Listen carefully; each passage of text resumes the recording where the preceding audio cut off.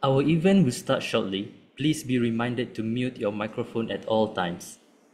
The Negaraku and Putra Gemilang will be played shortly, but you may remain seated. We also encourage you to switch on your cameras and we thank you for your patience. Please scan the QR code on the screen to access the Let's Day program book. While waiting, you can also check out the LAX Day blogspot at laxday2024.blogspot.com to see the LAX Day competition finalists. The link will also be sent in the chat box.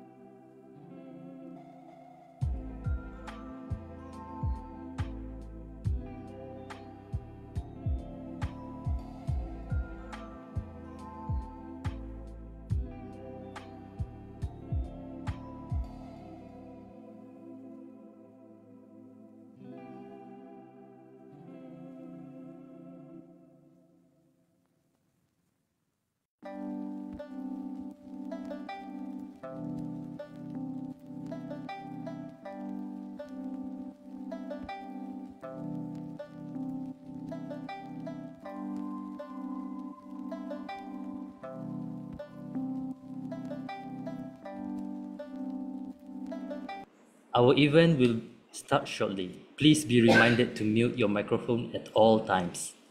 The Nagaraku and Putra Gemilang will be played shortly, but you may remain seated. We also encourage you to switch on your cameras, and we thank you for your patience. Please scan the QR code on the screen to access the LAX Day program book. While waiting, you can also check out the LAX Day blogspot at laxday2024.blogspot.com to see the LAX Day competition finalists. The link will also be sent in the chat box.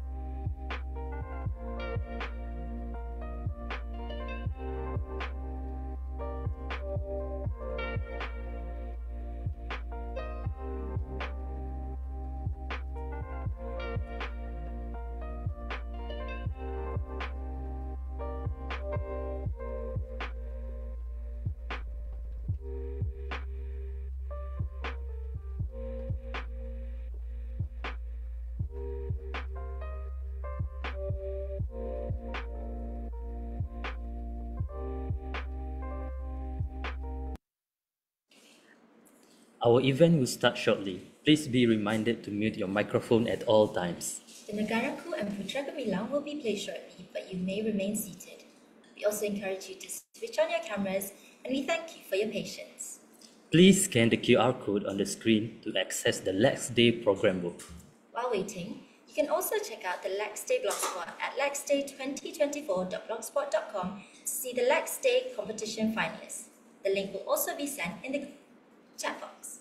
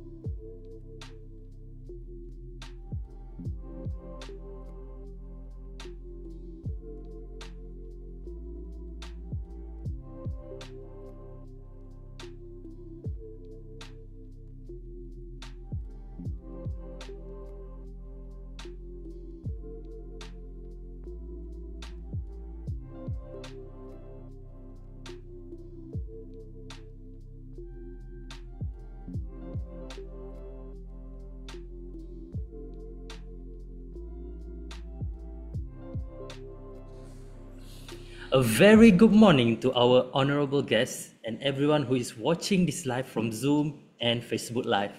Welcome to Let's Day 2024. So, how's everyone doing today? Let us know your mood right now using the reaction button and comment if you have anything you would like to share with us. I'm Yasmin. And I'm Alif. Today we will be your MCs for the event. Wow, Alif, there's so many students joining us right now. I hope all of you are just as excited as we are. We can't wait to share with you guys the amazing lineup we have prepared today. I know, right, Yasmin? I can feel the heat of excitement right through the screen. Exactly, Alif. With that said, shall we start our event? Of course, let's not get too ahead of ourselves. Before we move to our first session, ladies and gentlemen, let's start the event with the national anthem Negaraku and Putra Gemilang.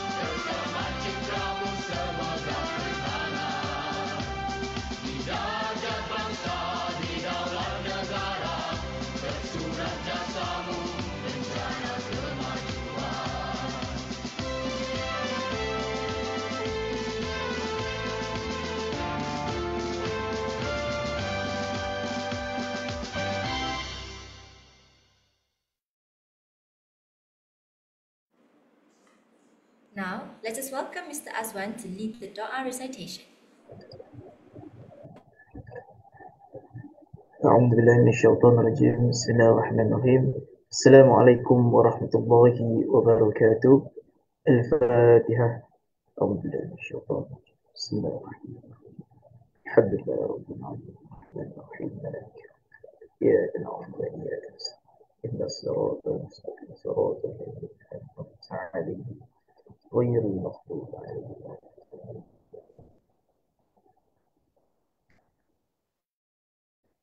أعوذ بالله من الشيطان الرجيم بسم الله الرحمن الرحيم الحمد لله رب العالمين والصلاة والسلام على سيدنا محمد أشرف الأنبياء والمرسلين وعلى آله وصحبه أجمعين.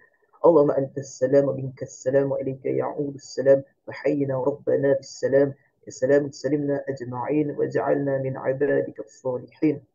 In the name of Allah, the Beneficent, the Merciful, praise be to Allah, Lord of the worlds. Let your blessing and your peace be on your servant and your messenger Muhammad and on his family and his companions. Allahumma ya Allah, on this glorious day, beautiful day, in conjunction with our event, LAX Day 2024, we uphold our hands to pray gratefully, to thank on your infinite favor to us till we can live in peace and harmony to perform our tasks as your servants. O Allah, we ask your blessing to make this occasion in success. Allahumma ya Hayyum ya Qayyum ya Dhal Jalali wal Ikram. You are the mercy of the mercies, and you are the Lord of the universe. Give us mercy from your presence, and shape us right conduct in our plight. We ask you for your knowledge, which is beneficial, and sustenance, which is good, and deeds which are acceptable. O Allah, help us to remember you, to thank you, and to worship you. In the best of manners, forgive us. Have mercy upon us. Guide us, give us health, and grant us sustenance. ربنا آتنا في الدنيا حسنة وفي الآخرة حسنة وقنا عذاب النار وصلى الله على سيدنا محمد وعلى آله وصحبه أجمعين والحمد لله رب العالمين. يا رب العالمين. Thank you, Mr. Azwan, for the dua. Ladies and gentlemen, let's introduce our honorary guests who have graciously accepted our invitation to join us today. Yang Berusaha Dr. Husnita Hafsah binti Yon, Director of Center for the Advancement of Language Competence called UPM. Yang Berusaha Dr. Sanimah binti Hussein, Deputy Director of CALC UPM. Yang Berusaha Dr. Azimah binti Abdul Aziz, Head of English Language Proficiency Division called UPM. Yang Berusaha Puan Oi Billy, Head of Malay Language and Global Language Proficiency Division, CALC UPM.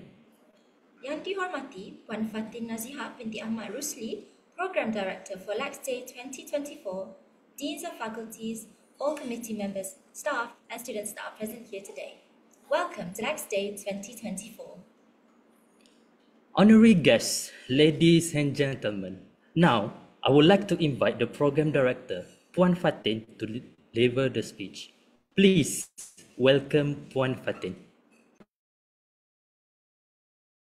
Assalamualaikum warahmatullahi wabarakatuh. Good morning, everyone. Yang Berusaha Dr. Husnita Hafsah Yon, Director of CALC UPM. Yang Berusaha Dr. Sanimah Hussein, Deputy Director of CALC UPM. Yang Berusaha Dr. Azimah Abdul Aziz, Head of English Language Proficiency Division, CALC UPM. Yang Berusaha Puan Oi Billy, Head of the Malay Language and Global Languages Proficiency Division, CALC UPM. Distinguished guests, colleagues, and all LAX Day participants. Welcome to LAX Day 2024. Today is a combination of dedication, innovation, and sheer hard work. It is a day to celebrate the remarkable progress made by our students, fueled by the passion and expertise of our dedicated teachers. Many of you might be wondering what sets LAX apart. The answer lies in our commitment to transcend the limitations of traditional textbooks and lectures. LAX embraces a dynamic approach where students become active participants in their learning. Through engaging LAX activities, they develop not just language proficiency, but also the confidence, creativity, and ability to express themselves across diverse mediums. This holistic approach enables them to become not just skilled communicators, but also adaptable lifelong learners who can thrive in a globalized world. This program would not have been possible without the unwavering support from management, Their vision and commitment to language excellence are the cornerstones in which LAX thrives. So let's celebrate the innovative spirit of LAX. Let's be inspired by the talent of our students and the dedication of our teachers. I have no doubt that as we embark on this exciting day, we will witness a showcase of exceptional English language skills and a passion for learning that will leave a lasting impression. Let's get started on making LAX Day 2024 a resounding success. Thank you. Assalamualaikum warahmatullahi wabarakatuh. Thank you, Puan Fatin, for the speech.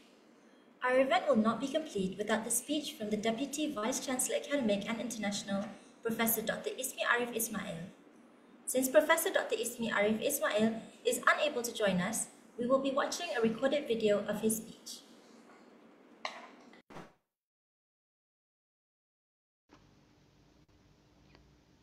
Bismillahirrahmanirrahim. Assalamualaikum warahmatullahi wabarakatuh, and a very good morning to everyone. Yang Berusaha Dr. Husnita Habsahyun, Director of the Center for the Advancement of Language Competence, CALC UPM. Yang Berusaha Dr. Sanima Hussein, Deputy Director of CALC UPM. Yang Berusaha Dr. Azima Abdul Aziz, Head of the English Language Proficiency Division, CALC UPM. Yang Berusaha Puan Oi B. Lee, Head of the Malay Language and Global Languages Proficiency Division, CLC UPM. Yang dihormati Puan Fatin Nazihah Ahmad Rusli, the Program Director of LAX Day 2024, Deans and Directors, students and everyone present here today. Distinguished guests, ladies and gentlemen, in the James Bond movie Skyfall, Q, who is James Bond's gadget supplier, remarks to James Bond, and I quote, "I can do more damage on my laptop sitting in my pyjamas before my first cup of Earl Grey than you can do in a year in the field. But every now and then, a trigger has to be pulled." And James Bond replies, "Or not pulled. It is hard to know which in your pyjamas." This scene establishes that no matter how sophisticated and high-tech modern technology is, the human touch is still needed when it matters. And this leads me to the most mentioned about term in the past 12 months, of which all of us in the academia cannot avoid, AI, or artificial intelligence. Ladies and gentlemen, while there is the temptation to delegate certain tasks to AI, not every output from generative AI is usable, applicable, or even ethical. Educators and academicians all over the world now have a new task to sift through their students' academic output, which may have its genesis from the use of large language models. This sifting through is the human touch that is required. In relation to LAX Day 2024, what is the justification for language competence, or in this case, English language competence, when using and interacting with artificial intelligence? There are many grounds for language competence with AI, and among them are effective communication, understanding AI output, providing feedback, avoiding misinterpretation, but the most important would be critical evaluation. Ladies and gentlemen, critical evaluation is when, with language competence, empowers the individual to critically assess AI output, especially when it comes to news articles or information generated by large language models, LLM, or user input prompts. AI output is not sacrosanct or infallible. There is always room for mistakes or false knowledge. Therefore, it is crucial that AI users seriously judge the product of artificial intelligence before making use of it in making crucial or even life-threatening decisions. Therefore, I congratulate the Center for the Advancement of Language Competency together with the LAX Day 2024 committee for organizing this event that showcases the efforts to improve our students' English language competency. LAX activities, which include discussions about Malaysian heroes, scientific discoveries, media parodies, or even song lyrics, may look trivial or insignificant to some, but these are small steps towards language competency. Using the mundane to achieve the extraordinary. This extraordinariness will help our graduates in navigating a brave new world of artificial intelligence, which, however helpful, may still require human decisions. On that note, I would like to say good job CLC for its efforts in helping to develop human capital which will be able to cope in this new and challenging environment and to move forward towards nation building. Ladies and gentlemen, I would also like to hail all students involved in today's program. It is hoped that all insights and knowledge gained through the LAX program will be fruitful in your long journey which begins once you leave the grounds of UPM. But do remember, the pursuit of knowledge does not end once you leave the hallowed halls of University Putra Malaysia. Ladies and gentlemen, in the beginning of the speech, I mentioned James Bond, the fictional super secret agent, a character born out of the Cold War in the 1950s, a character who, strangely enough, he has not aged if the movies are of any indicator. A character who may be traditional, conservative, and even charismatic, but he too will have to change and adapt. He will use AI in his missions, but at critical moments, James Bond will have to use his skills and competency to ensure a successful outcome and save the world. Remember, real intelligence is always superior than artificial intelligence. And with that, ladies and gentlemen, I hereby declare open LAX Day 2024. Sekian, wabillahi taufiq wal hidayah. Assalamualaikum warahmatullahi wabarakatuh and selamat sejahtera. Thank you. Thank you for the insightful and motivational speech. It had the precision and charm of 007 himself. Up next, let us watch a short montage about LAX Day 2024.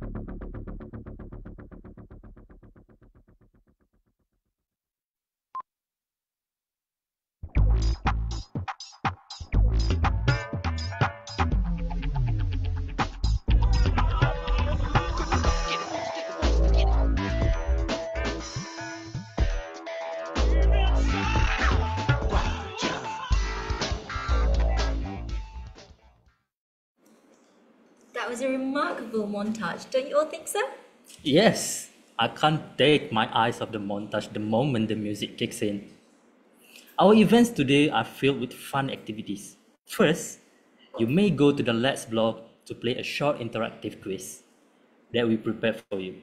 What's interesting is you can win a cash prize. Cash prize? That's right, 40 ringgit for 3 lucky winners. So, what else? Head on to laxday2024.blogspot.com to win your 40 ringgit right now. Well, now we have yet another interesting session named Let's Talk. As you all know, Let's is a platform that allows students to engage in many interactive language activities. We have the DIY project, Let's Play, karaoke, poetic society, and many more. In this segment, we will hear professional and famous influencer shares their experience with the digital world. Are you excited? I know I am. I'm sure everyone is excited as well. So without further ado, let's welcome the LAX Talk MCs. Take it away. Assalamualaikum. And a very good morning. I hope everyone is having a great time watching LAX Day. Welcome everyone to Like Stock segment. We are your moderators for today. I am Anis. And I'm Aisha. Firstly, thank you everyone for staying till this segment. So, let's not waste any more time and let's get started. Ladies and gentlemen, let's go back to basics and recall again the main objective of LAX. This language activity is to give students the opportunity to practice the English language among their peers while participating in fun language activities. So, every year, we have a theme for LAX Talk.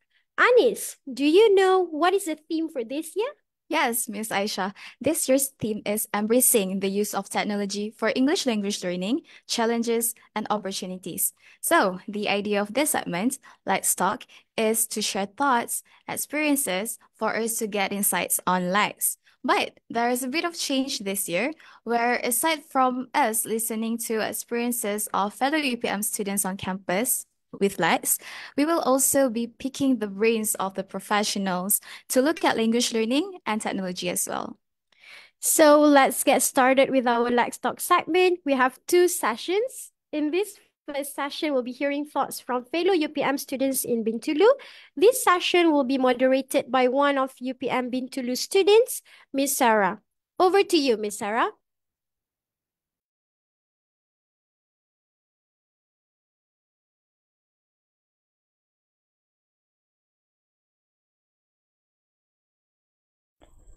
Hello everyone, welcome to our exciting Let's Talk discussion on embracing the use of technology for English language learning, challenges and opportunities. We are thrilled to have you guys with us today. I'd like to extend warm wishes to everyone celebrating Pesta Keamatan and Hari Gawai. Selamat menyambut Pesta Keamatan dan Hari Gawai. Here at the scenic UPM Bintulu campus, we have an incredible lineup of panelists who will also be serving as our moderators today. Each of them brings a wealth of knowledge and experience to our discussion. Let's give a warm welcome to Mr. William, Zul, Kor, and Dipshika. Hi everyone. Okay, to get us started, I will introduce myself briefly. I'm Sarah, and I'm a student of Bachelor of Bioindustrial Science, Semester 2. I'm particularly excited about today's theme, that is embracing the use of technology for English language learning, the challenges and opportunity, because I believe after COVID-19, all of us are getting used to the technology in learning, especially for students and also for educator. Yes. Now, without further ado, I will invite the other panelists to introduce themselves. Mr. William, let's start with you. All right. So I'm Mr. William. I think I've had the opportunity to tutor one of you, Yes. Rishika. While the rest, now it's my only first time, right, seeing you, meeting you.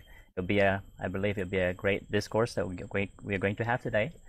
So, by the way, I've been with UPM for 8 years now, right, teaching diploma level English. So, I cannot wait to share my perspectives as a teacher in integrating and applying technologies in teaching of English language and literature.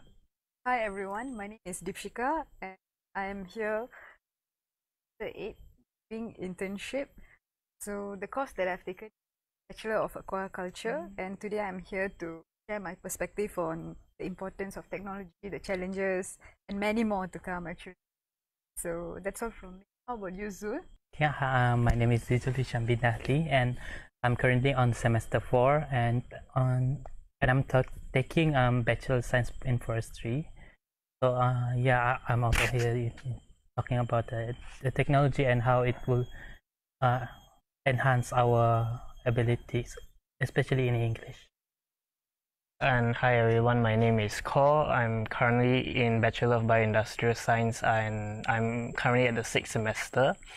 And yeah, I'm also happy to be invited for this talk to discuss about the importance of technology and how it impacts the language, particularly in English. And that's all for me. Thank you. All right, thank you everyone for the introduction. So without further ado, we will go through the prompts today. All right, so you have probably noticed how tech tools are becoming increasingly popular nowadays in classrooms especially and beyond. So let's talk about AI or artificial intelligence. What are your thoughts on AI and how do you see its role in shaping the future of English language learning? Well, from my perspective, I think AI plays a huge role, especially in the students' life right now, because once the COVID has came and then the whole education system has actually not improved, but it has changed drastically compared to the traditional learning. And from this, one thing that I'd like to emphasize on is actually I think it's like the personalized learning for the students, because it makes it even easier for the educators to focus on the children who needs extra attention. It is very convenient for them to interact or communicate through Google Classroom, Zoom, and many other platforms as well. So I would say the future, that means the role of technology is very important when it comes to communication and personalized teaching, especially between a teacher and a student. Now we are here alone at home, so I think the AI really giving the most of it. So because you can use the AI to identify your own mistake before you submitting your assignment or whatnot. Because sometimes we can ask our teacher to help us, but they are not 24/7 there. So with the help of AI, they can identify our writing mistake. Like nowadays, you can just simply snap it, and then the AI will check your grammar, whether it is have a repetitive or not. So and the grammar are not so good. So I really hope that students can really make the most of AI, because not everyone exposed in AI or even technology itself, because sometimes they got restricted, maybe they are not available to access that thing. But when you in school, I think it is more accessible since they have a computer lab. So I think students can easily identify their mistake through technology and with the help of AI. I think that's all from me. Over to you. Thank you, Zu. So I agree with what both you and Lipshika said, and that I think that AI is important and plays a very crucial role, especially for us in the future. And this is just coming from my experience, how back then we already had AI with us, but we just never implemented because we were not taught, that was not the norm back then. But then after COVID-19 came, it kind of forced most of us to utilize AI. So I think in a way, COVID kind of made it show how important AI really is in terms of facing problem like the pandemic that we had faced a few years back. And I think like what Zu said, yes, AI is very important for students, particularly in the case that we don't necessarily have to 100% depend on our lecturer or teachers anymore. We can look up information online very easily. We can do corrections on our own. We can also self-evaluate ourselves, so that whenever if we want to ask a teacher a question, we can just easily access the main problem, and the teacher or lecturer can easily just point out what is wrong or what is correct efficiently. And so yeah, that is my opinion. All right, thank you, the three of you, for the interesting opinions. So, in my point of view, AI in the future can be the progress tracker, and from there, teachers especially can do the adjustment, especially for the students. So, let's say a teacher or an educator has 50 students in the classroom. So, after the examination, the teacher needs to track the students' Progress. Yeah, thank you, sir. Let's the progress after examination for each 50 students. Of course, it will be quite hard for her to one by one track and adjust so that the students can follow up, can catch up with what any syllabus that she is teaching.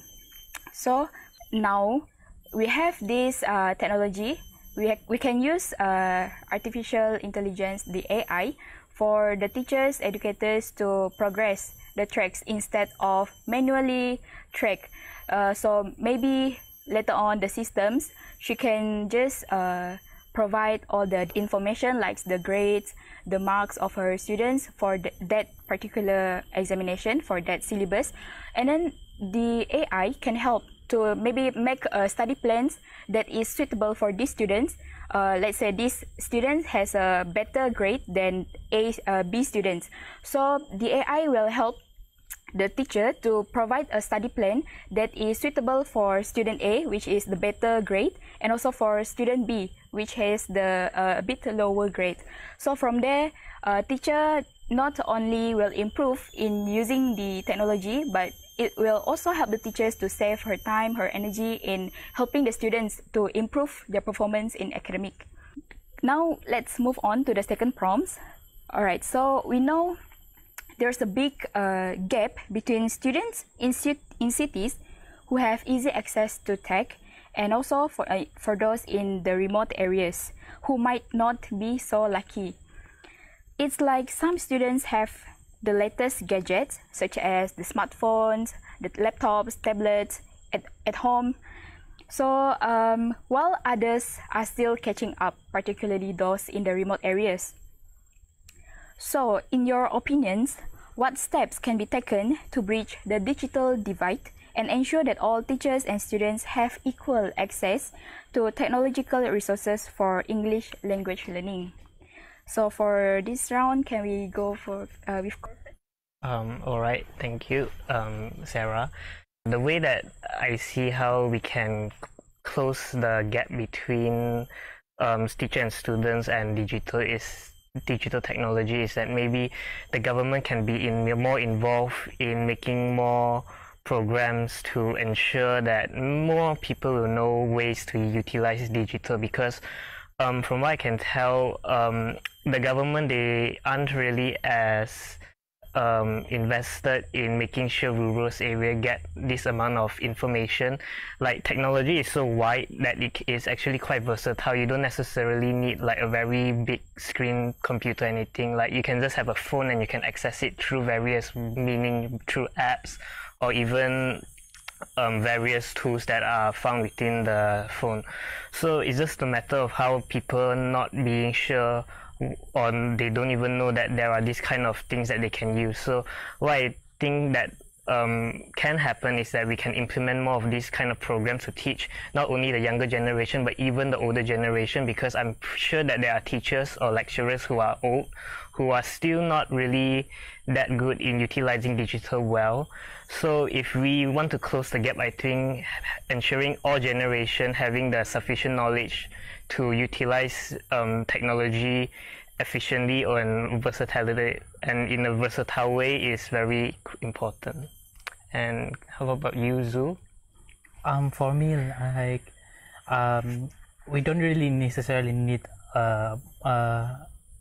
like a training from government. We can also teach each other, because sometimes like even a student are more proficient in technology than their teacher, because sometimes most of the teachers are from the older generation, so they are not really exposed to these technologies. But with the help of the younger generation that were more exposed at the younger age, we can like simply like help each other to use technology, no matter our age gap. So I think that's all. How about you? Well, in my opinion, when you are about to use some kind of technology or any kind of software, the first thing we need is actually the tool, which is the gadget.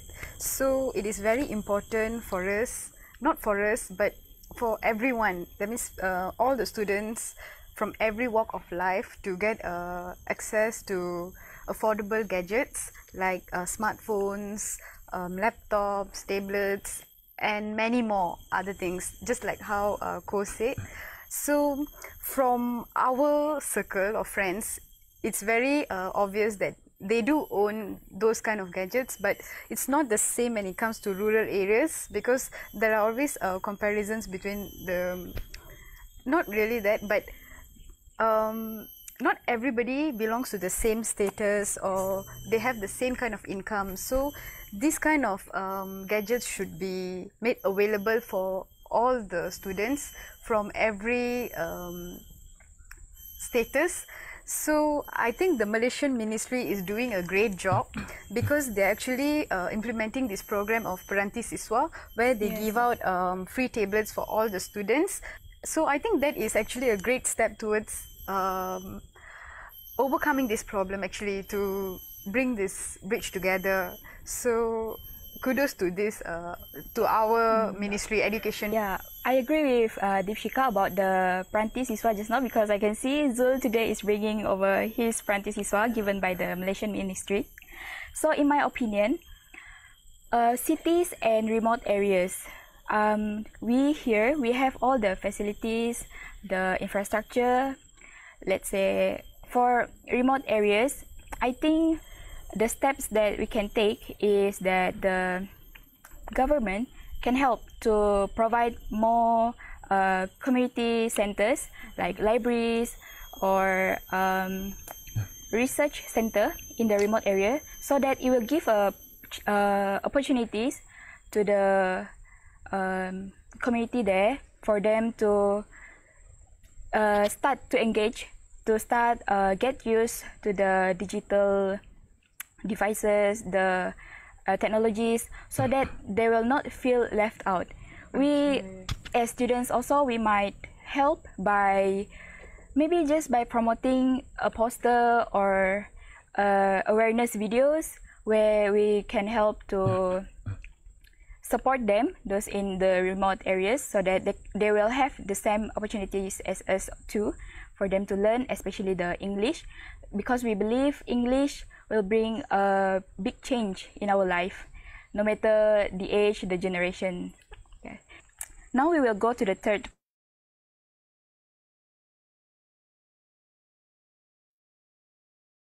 All right, let's take a break for a while from LAX Talk segment. It's now time for LAX Trivia. So, over to you, Trivia MCs. Hello, hello. Thank you, moderator. But before that, I would like to wish to all my fellow Bonians out there that you had a well-spent Kaamatan. Isn't that right, Byron? Yes, that's true. Selamat Hari Keamatan. Koto bian tadau tagazudo keamatan and selamat hari gawai guru geranyamai lantang senangwan menua. Yeah. Ladies and gentlemen, welcome to the thrilling LAX Trivia session. I am your host, Amel, with my friend here, Byron, and we've got an exciting lineup of questions about LAX. And get ready to showcase your knowledge and have some fun. All right, but most importantly, there will be cash prizes awaiting the winners. Byron, do you know anything about the cash prizes? Of course. And if your answers are all correct and your name is drawn from the lot, you will be rewarded with 40 ringgit for every question. Remember, one round, two questions, and one winner. But before we start this session, would you mind telling us how this trivia are going to work, ML? Well, of course, Byron. So here's how they work.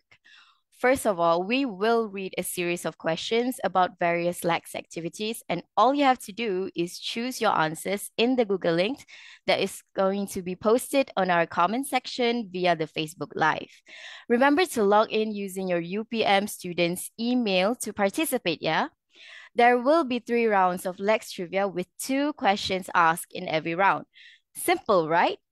If you answer both questions correctly, you are eligible to win that exciting cash prize. I see, but how will the winners be picked then? Okay, so the winner for each round will be picked randomly by the raffle system. Therefore, everyone will have a fair and equal chance of winning.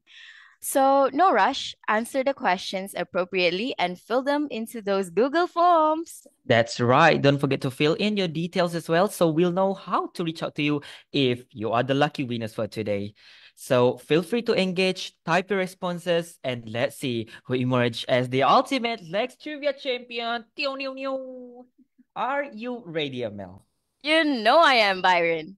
Then without further ado, let the Lex Trivia begin. Get ready to click that Google link in the comment section below and pitch your answers. All the best, everyone. Okay, hit us with the first question, Amel. All right. Are you all ready? So the first question is, what is LAX 2049? A, I've got news for you. B, after 5. Or C, poetic society. One more time, yeah? What is LAX 2049? A, I've got news for you. B, after 5. Or C, poetic society. Now, remember, to participate, please answer the question in the Google form down below. So you may scan the QR code on the screen or find the link in the chat. Remember to log in using your UPM student emails to participate, all right? Now, for those who are watching via the Facebook Live, the link will be in the comment section. Okay, so what's the second question on this round, Byron? You got it. Now let's keep the energy high on with our second question, okay? So listen carefully, folks, because you might be our lucky winners for today.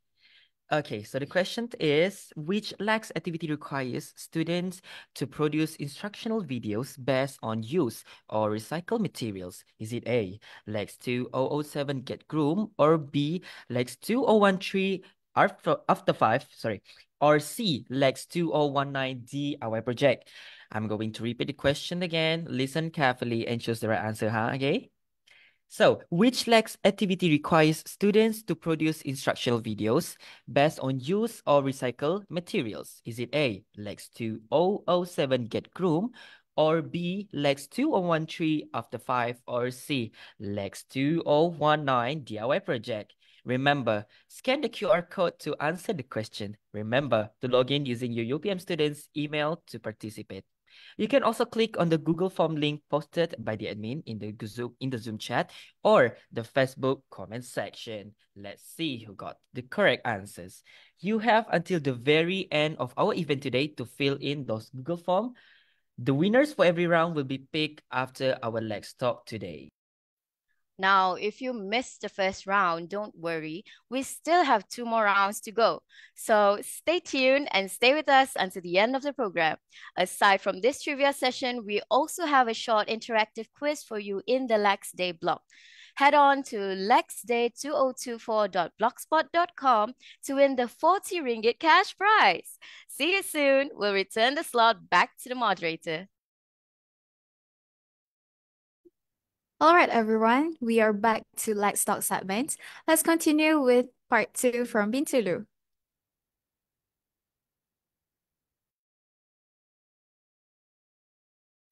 For them to learn, especially the English, because we believe English will bring a big change in our life, no matter the age, the generation.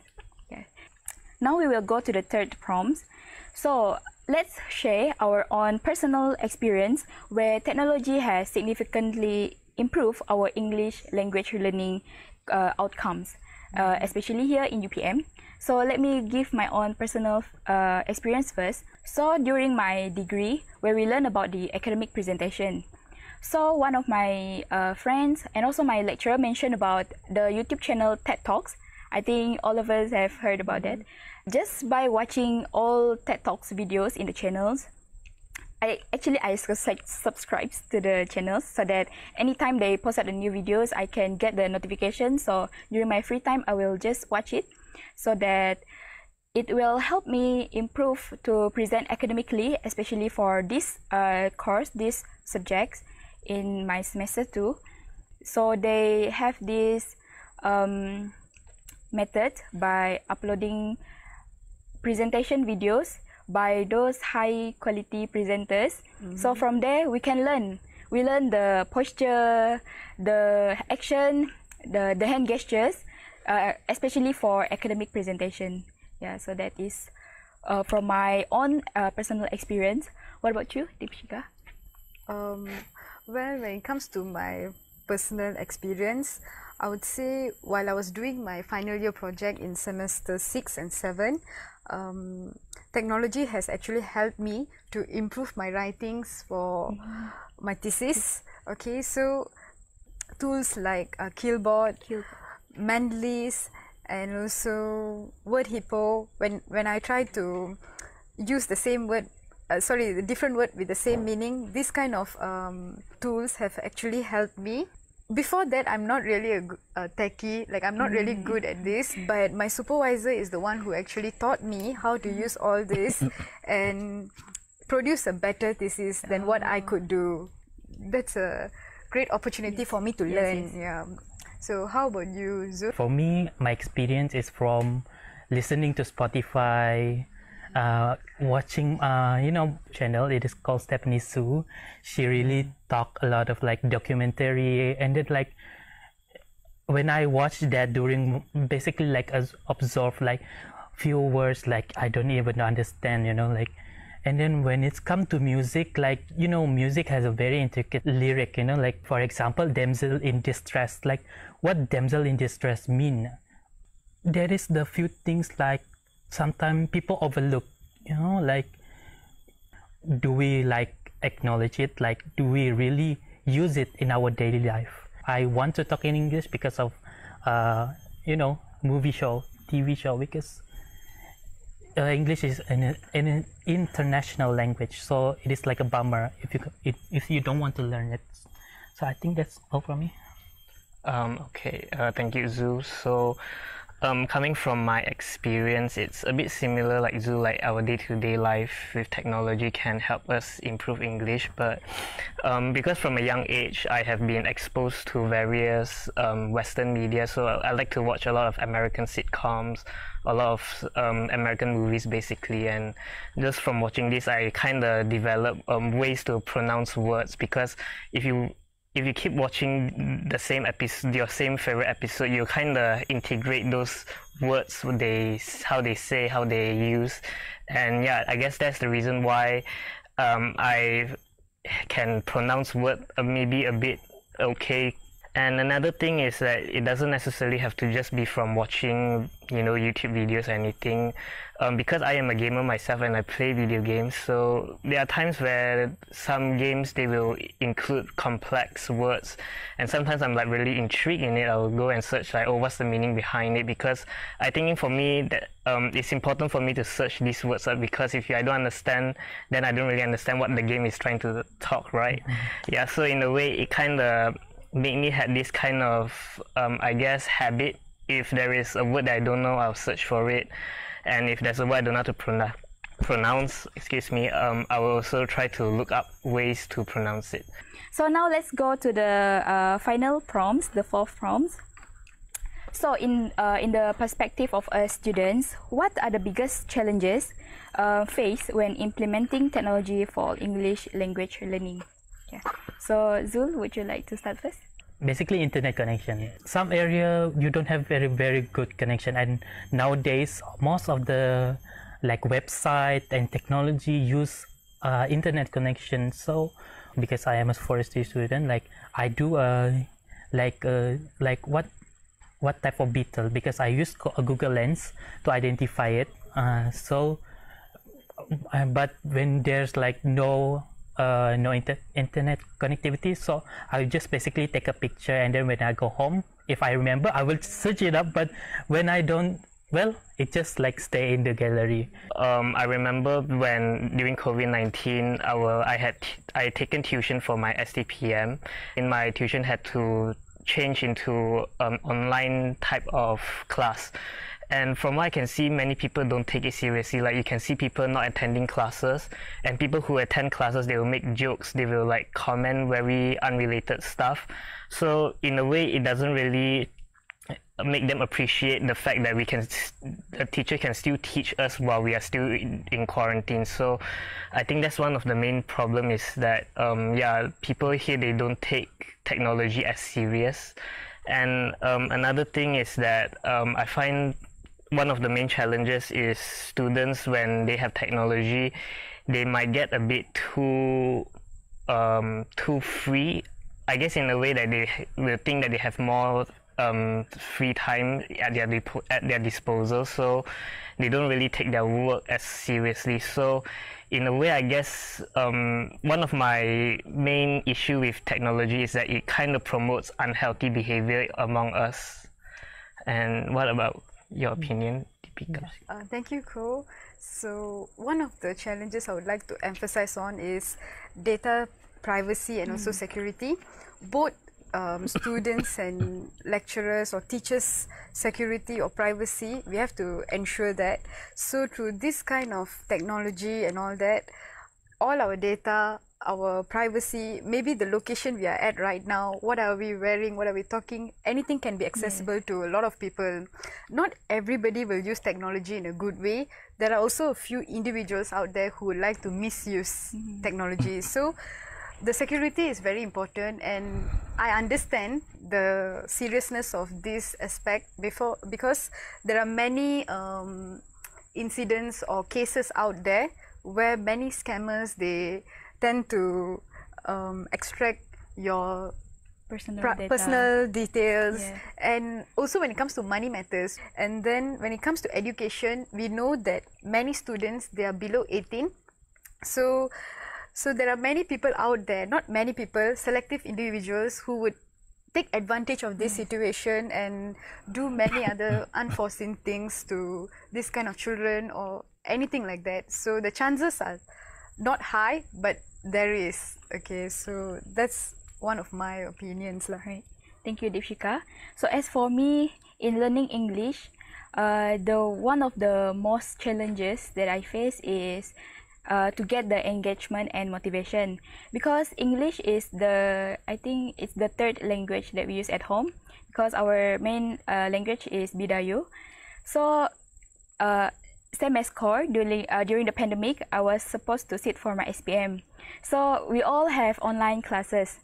Okay, so during English class, we were given those homeworks where we need to do the grammar activities, the sentences. So although at that time I own a laptop and also a smartphone, I still found it quite overwhelming to just simply search for that particular word or the sentence, just because I think that it's quite hard just to directly search it, because for let's say for Bidayu and Malay language, we can just simply ask our parents or any all the other family members that we have at home. But as for English, not all of our family members will know what we are learning, especially the grammars. So when it comes to searching, I will drag the time just to do English homework. I will always drag it. I will procrastinate because I think it's quite difficult. Now, can we hear from the point of view from an educator? So, Mr. William, could you share with us maybe your own personal experience as an educator, and also maybe you can summarize from what we have shared as students to see what you think of this technology in helping English learning. Thank you all for your sharing your perspectives, your anecdotal accounts on the digital transformation of how languages, especially particularly the English language, is taught and learned during and post COVID pandemic. So I agree with most, if not all, of the points that you made by all four of you, because along the way, I'm an educator myself, and I hosted countless online classes for my students. So what about the biggest challenges that educators and students face when implementing technology for English language learning? Technologies, I view them as tools to solve our most pressing problems. Unfortunately, they can also become our greatest distractors. Right? The digital well-being, we all have that in our modern day smartphones. We have something called the digital well-being program that comes with our phones. Right? This should be a reliable indicator of how productively you use your phone. If you turn it on, it can keep track how long you use Facebook, how long you use certain web browsers, right? So whether you spend 5 hours a day doom scrolling through social media feeds, right, or 8 hours a day gaming on your mobile phones, is everybody's guess. We all get carried away sometimes, right? Yes. But it's good to have these integrated programs, turn it on, so that once you set the time allowed for these programs, they can block your app for when the time is up for that day. So we don't want to be enslaved by our phones. We want to be masters of our phone. So with the advent of smartphones, everyone now carries a compact supercomputer on them, right? Yeah, now modern day phones, they are so advanced, so many processor cores, and they save, they're so efficient with the use of electricity and all. We have like basically a portable compact supercomputer on us. And with the way goods and services are commodified, commercialized by these big 7 companies, the Magnificent 7, what we need now is low latency, high speed, okay, internet access, okay, in order to enjoy computer-assisted language learning, lag-free. We don't want lags, because what happens when there's a lag? Okay, lag breaks the user experience, right? When things don't work as expected or intended, what do teachers do? We would rather not use them. Right? We would rather default to the familiar, the time-tested practices. But one thing we need to keep in mind is what's familiar to us may actually be out of touch to Generation Z, Generation Zoomers, right? And the succeeding Generation Alpha. They are born with these devices, and they're born into this world with using these devices as their second nature. Okay, they don't feel normal without them, you know? So I guess what I'm saying is that as an educator, you want to find out what makes these children tick, what ticks them, right? And if you can speak their language and share in their passions, you can get them to care about proper English use, right? And you use that, you exploit that, leverage that if you have to, technology in order to learn the language and decipher the knowledge and the skill sets that you want to impart on your students. Okay, so I suppose that's all from me. I have to steamroll through all those prompts because I've written this down yesterday, and there are too many examples, more than I can remember in my head. So that's why. Thank you. So, well, everyone, I guess it's time to wrap things up. So, thank you to all our students, panelists, Kor, Zul, Dipshika, and also our educator panelists. My pleasure. So, not forget everyone that's tuning in today. So, today we have dived into the fascinating topics about tech, especially in English learning. So, from the evolving role of AI to bringing change to the digital gap. So, my name is Sarah, signing out from UPM Campus Bintulu. Bye. Okay, that marks the end of the first session, Thoughts from Bintulu. We have another session coming up, but before that, we will have another round of LAX trivia. So, over to you, LAX trivia team. Hello, everyone, or should I say hello, besties?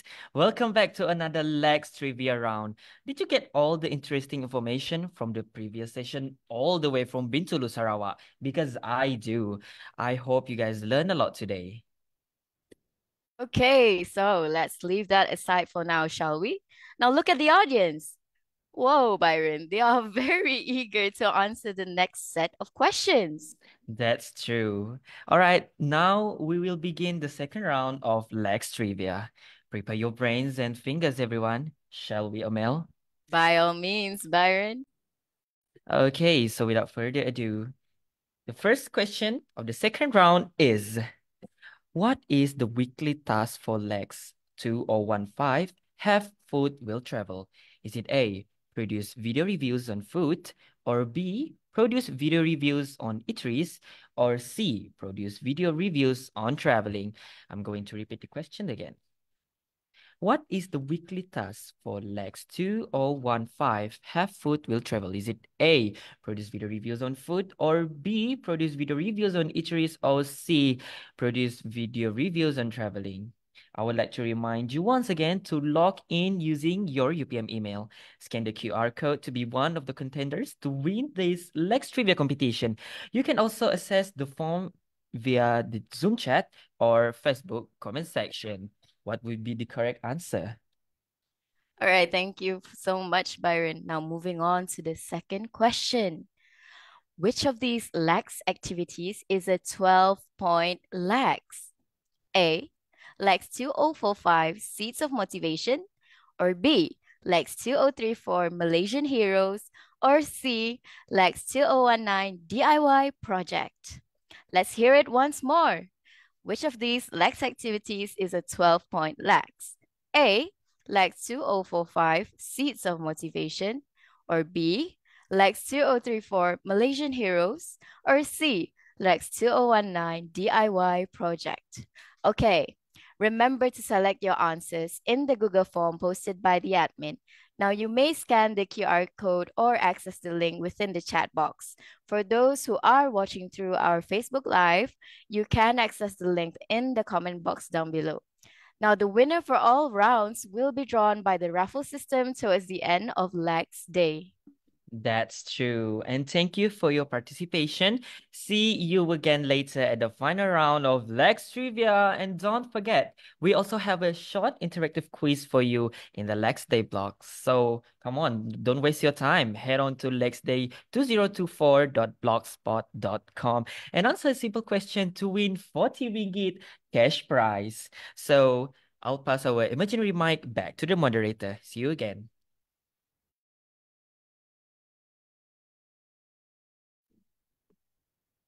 All right. Thank you to the LAX Trivia host. That was a great session from Bintulu. Now, live from Calc, we have a wonderful set of panelists who will be sharing their insight with us today in our second segment of LAX Talk, picking the mind of the professionals. So with us today, we have our first panelist, Assistant Professor Dr. Siti Fatimah Abdul Rahman from International Islamic University Malaysia, IIUM. So hi, Dr. Siti. All right, and we also have Muhammad Rushaidi bin Basir, a social media influencer and third year UPM student. Morning, Rushaidi. Okay, before we get into hearing their insights, I'm certain that the audience today are curious of our panelists and would like to get to know more.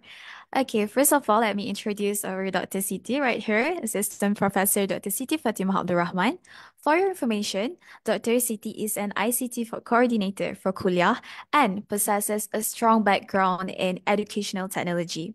She is an accomplished author with numerous publications in books, book chapters, and high-impact journals on flipped learning and educational technology. Not to forget, she has been contributing to the field by being the reviewer for the journals as well.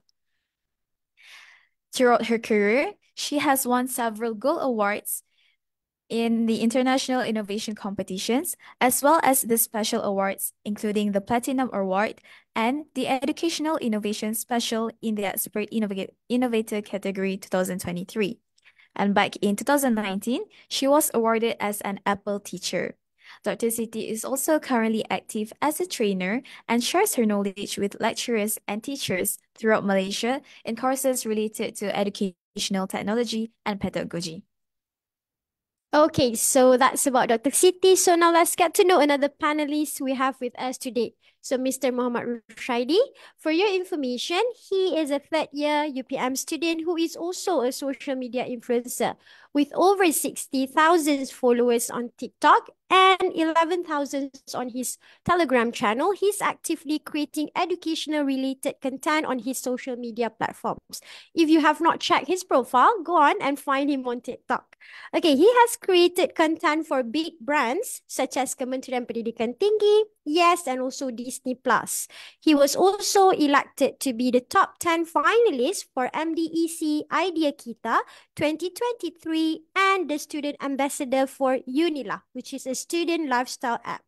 We are delighted to have both Dr. Siti Fatima and Mr. Muhammad Rushaidi joining us today in this segment.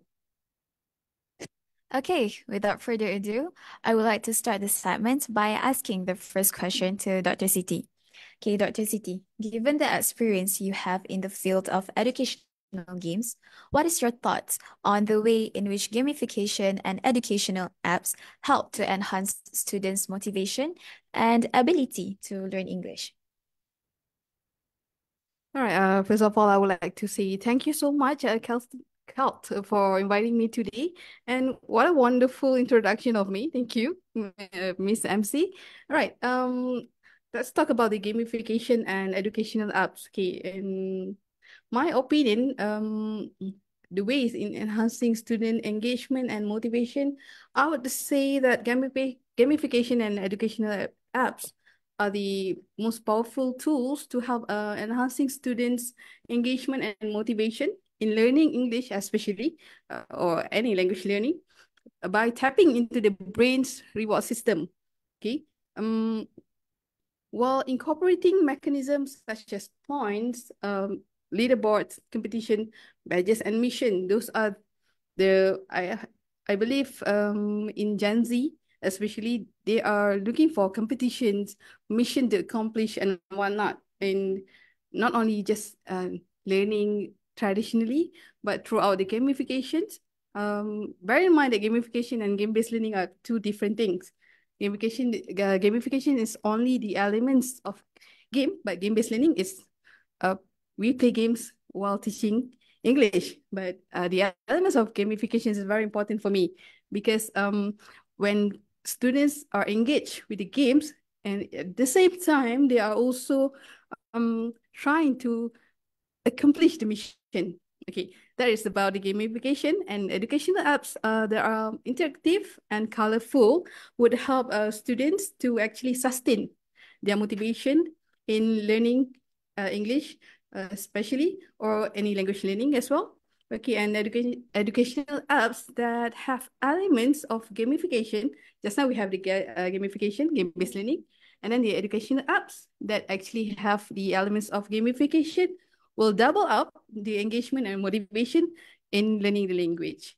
Because we know as teachers, we do not want our students to only focus on the gamification elements, not only to focus on the mission that they need to accomplish, but as well the outcomes of it. What are skills that we or teachers, we are the teachers, what are the objectives that we want that day, right? That actually we want them to accomplish, whether it's writing skills, whether it's speaking skill or whatnot.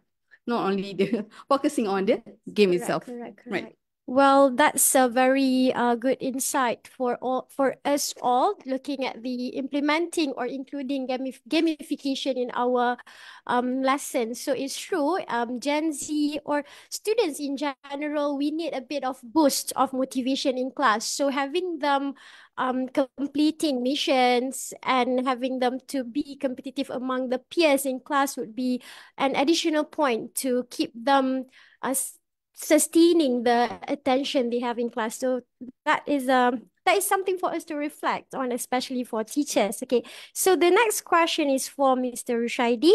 How has social media communication influenced your English language learning experience? As for me, learning social media, as for social media, enhance my learning experience. The first is doing social media. The first thing you need to do is you need to do script writing. Script writing, yes, that's the very first thing that you need to do. And it's actually the same thing that I do at the very first when I study LAX. You need to study script writing first. But then when I do social media, the first thing that after I script writing, the next thing is to do the video recording. Okay?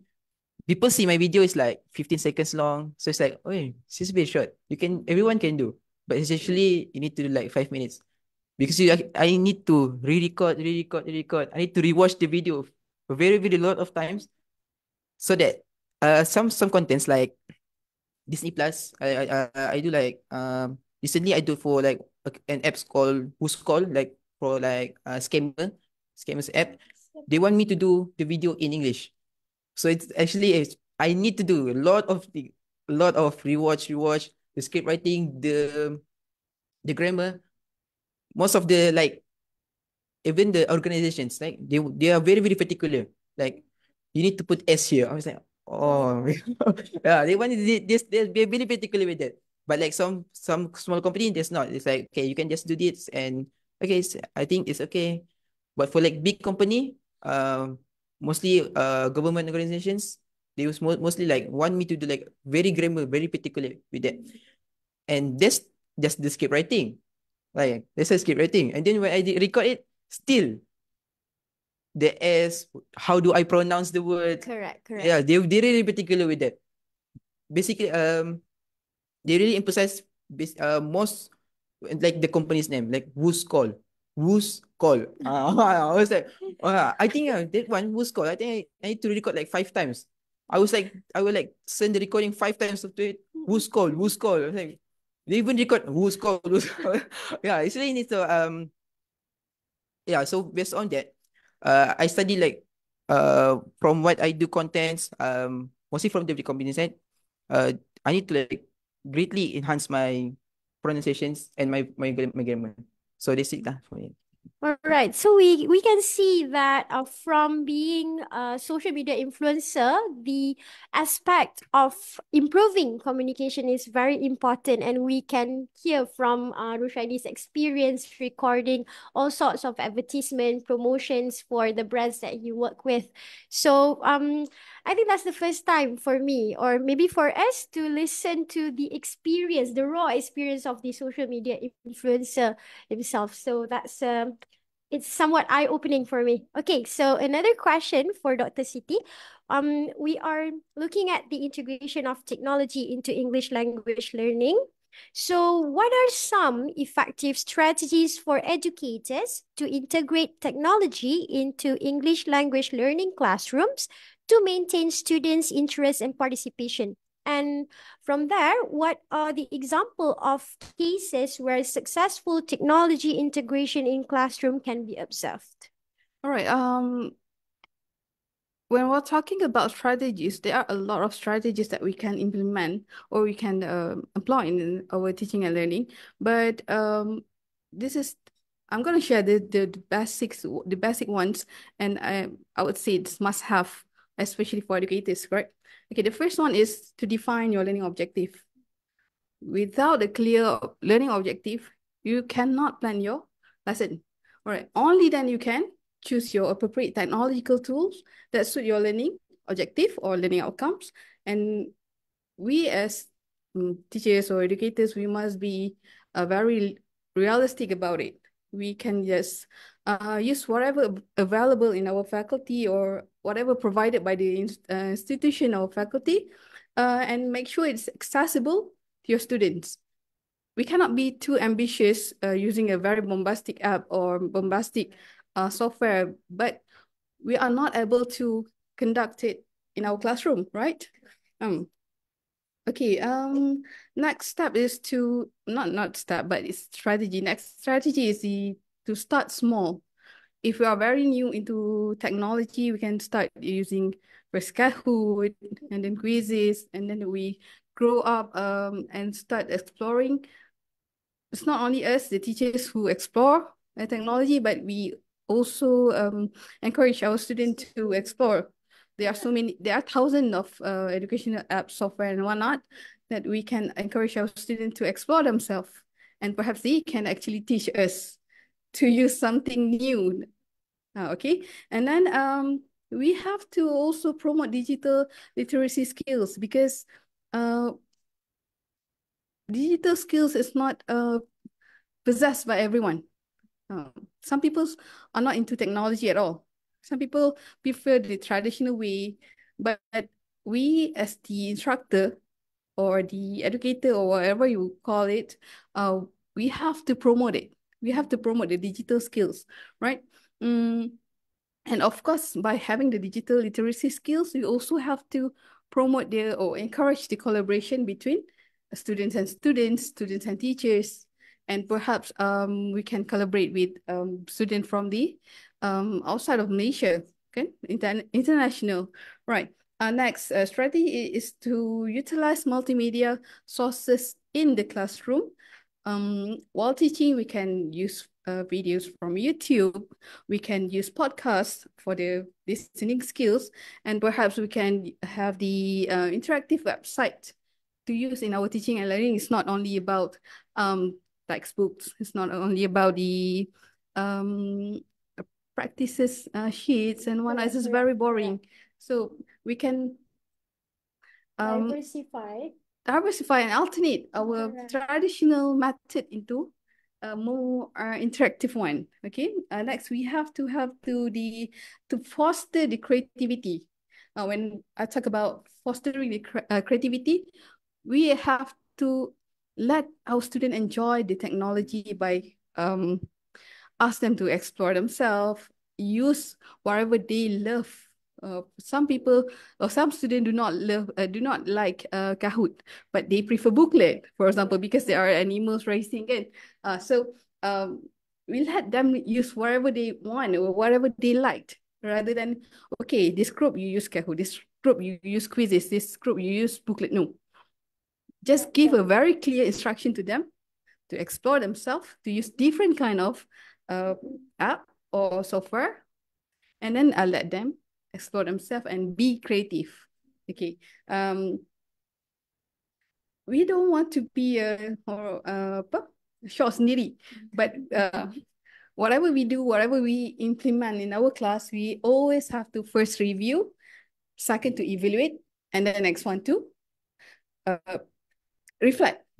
Okay, by reviewing, we review whether our method or our approach is suitable or not with our student. Perhaps this particular group is not that good in language. The proficiency level is lower than the other group. But we cannot apply the same method or the same approach to them. So we always have to review and revise our lesson, and then we evaluate how by perhaps we can just ask our student how they feel about it, right? And maybe you have a very simple survey after the class has finished and reflect. Students will reflect themselves, and we educators, we also have to reflect ourselves. So talking about the successful cases, okay, as I'm an active user of education technology, I try to integrate technology in as much as possible in every courses that I teach. Okay, when I say integration and whether it's success or not, I would say like 90% of it was a successful, but depends on the subject, the course, the content, and the level. Because I teach degree and master students, okay, in different courses. Some are linguistics, some are Teaching. teaching method, some are preparation of the materials. I would say the most reliant one into technology is the syllabus design, because this is for the master class. Because they are teachers. Yeah. Most of them are part-time students who are teaching in schools. Correct. Okay, they have to develop their own curriculum, Materials. syllabus, and materials. So by integrating technology into their materials preparation, is they have to like not only knows how to use technology, but the ethic of it, the ethics, and of course, the instructional design, they have to learn from scratch. They cannot simply put things together in Canva and, okay, there's my material. No. Especially in preparing educational games, there are certain rules or principles that they have to follow.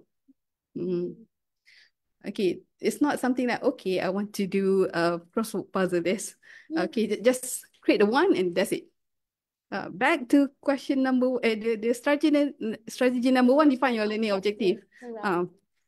I would also encourage my student to use any free software because we are now all rich. We are not born with silver spoons, right? So for me, I'm not a cheapskate person, but I prefer the free stuff. For example, I have the educational account for Canva, so I utilize it maximum. Maximum. So if my student don't have the access to it, I just share and they can use my account to create games, education game for their classroom. So both apply for my master student and graduate students. So again, depends on subject and courses.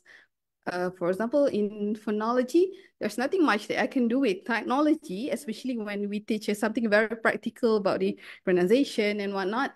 But I twist a bit and I use the technology for the practices. Especially after the class has ended, we have the practices part, and I encourage my student to use a booklet or something. That's it.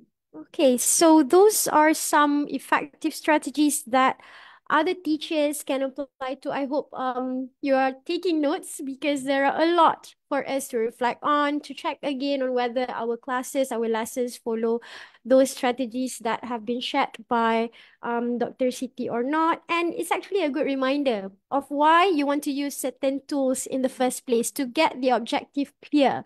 And I'm pretty sure even for Rushaidi and Anis as students yourself, to have the objective clear at the beginning of the class will help you understanding the direction of the lesson better, so that at the end of the class you get to check, oh, do I get to complete this task or not? Do I get to achieve the objective or not, right? So, as educators, as an educator myself, I believe that with technology, like what Dr. Siti said, we may want to see which one works best for our students. Okay, so if it works for this class, doesn't mean that it will work effectively for the other class as well. So, we have to go around, be creative, explore. There are abundant available for us to use. Correct, correct. No size fits all. That's very true. Yes, I would have to say that I love your approach, and actually, I would love to be in your classroom. Okay, to Rushaidi, as a social media influencer, of course, social media is a big part of your life, and of course, your studies as well, right? So, what would you say are the biggest challenges that you have faced in using social media as a tool for learning English? Actually, the answer for that question is there's no challenge. Yeah. Challenge? Yeah, Why would you I have think a social media is very, very good. Yes. I think social media is very good for learning. Compared to like now we have TikTok. Like we can Right. scroll mindlessly compared to YouTube. Okay? Uh-huh. Like when you watch a video in YouTube and then you see the suggestion below, let's learn English, and the video is 10 minutes. Oh, For me, I didn't want to touch that. yes. I will never touch that. But even you scroll TikTok, yeah, the first video you go watch a cat video. And then the second video, he talk about three most what pronunciations wrong. Oh, Then you okay. can watch that. Then it's very short video, and subconsciously you are actually watching that video of learning. So in a way, you're saying you are learning through that 15 seconds Yes. duration video. That's Yeah. bite size. There's a bite size. Yes, there's a bite size name. For me, I prefer learning. I can watch like, okay, before I study Muay, a few years ago, I study with, if you know this account called Muay by Madam Iman. I watch all the videos. It's very short size. You know, like I can like watch one video and then 5 minutes, and then next day I watch another like 5 to 10 videos. I will prefer to go that compared to Compared to 10 minutes. lengthy 10 minutes. Yes. I would mostly like to procrastinate of that. Yeah. It's like 10 minutes. I'm like, ah, Right. 5 minutes to go. Okay, Yes. still going, still going, still going. But compared to like one video, oh yeah, today I've watched 5 videos of Muay. Mm. Uh, So it's like just like what the Fatima said, that you get this sense of accomplishment. Yes, yeah. Compared to like watch one videos, you have watched 5 videos. Yes. So that's how I study. Okay, I study a lot using social media. I don't know how it is how the people nowadays, but most of my friends still do that as well. Use social Even media. now, I study computer science. There are people who teach coding in TikTok. Yes, in TikTok. Yes, in Yes, those 15 yes. seconds. In 15 Right. seconds. Very And he impressive. can cover like 3 topics. Yeah, right. Computer manager. I'm In sorry to 15 manage you. seconds. Yes, yeah. He's study computer science, right? Yeah, Yes, like yeah. yeah. There's this one person like teach like 15 seconds or like 30 seconds of programming. Yes. Yeah, so it's like I can watch that video compared to like watch like a lengthy lecture, most of slides. So I think that's because the problem of the Gen Z now, Yes, short attention short span, attention is it? span. Yes. So that's a very problematic for me. Yes. I think TikTok is evolving people, this. So I think that's for me. Oh, yes, no Ah, challenge. challenge. That is great. Right. And as a Gen Z myself, I can relate to that because, wow, I feel so lazy to watch a 10-minute video that covers only one topic.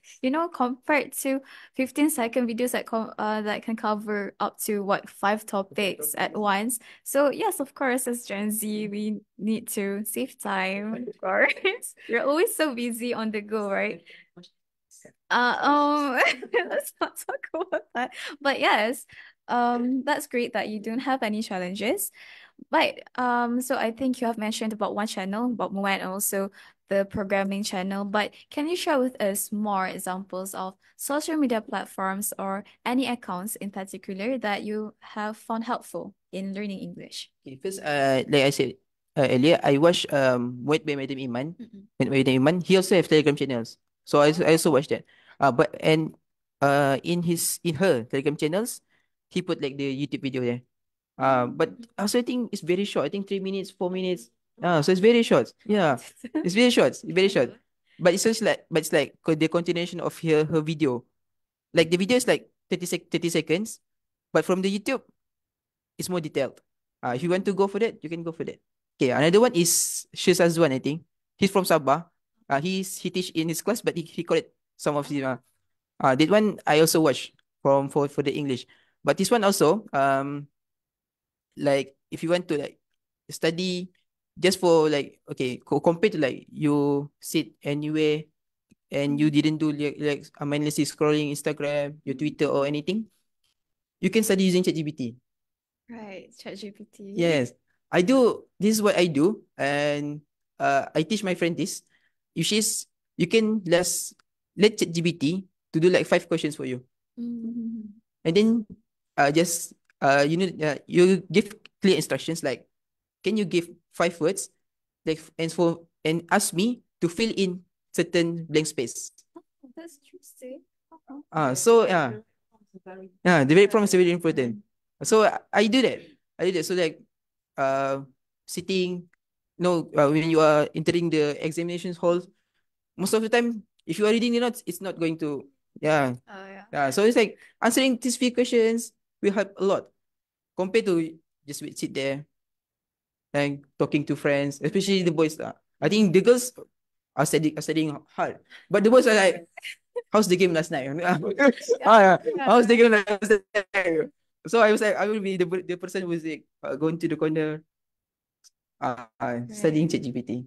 So there's like 3 accounts. There are a lot of accounts that I do, but for my generation, I think I started to use TikTok to study compared to YouTube. I still study using YouTube, just still the same 3 minutes to 5 minutes videos. Yeah.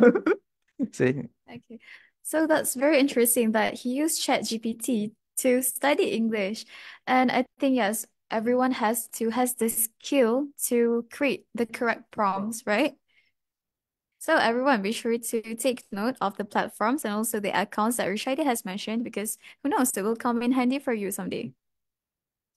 Okay, so we've heard the preference, okay, from Rushaidi. So that's from the learning perspective. What about you, Dr. Siti? Since we're teaching, any particular social media platform you like to use in your teaching? Okay, I mostly use TikTok and Instagram Reels. And since I teach psychosocial linguistic for quite some times now, um, it's not that my students are learning, but I do learn too from those social media. For example, teaching English and psychosocial linguistic, we look for the factors that affects how somebody's pronounce certain words and whatnot. And also I search for any trending slangs that used by perhaps by the American, not yet be in Malaysia, but certain phrases or certain slang used by American teenagers, then I introduce to my students, and they are very excited about it. And another one is the pronunciation and the accent. You know, in UK itself, there are more than 60 accents. So they are very excited and eager to know those stuff and those I would say those knowledge and facts about the outside of the world.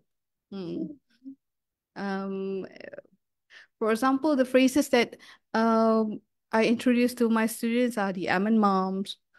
You know what "I'm mom" is? I don't.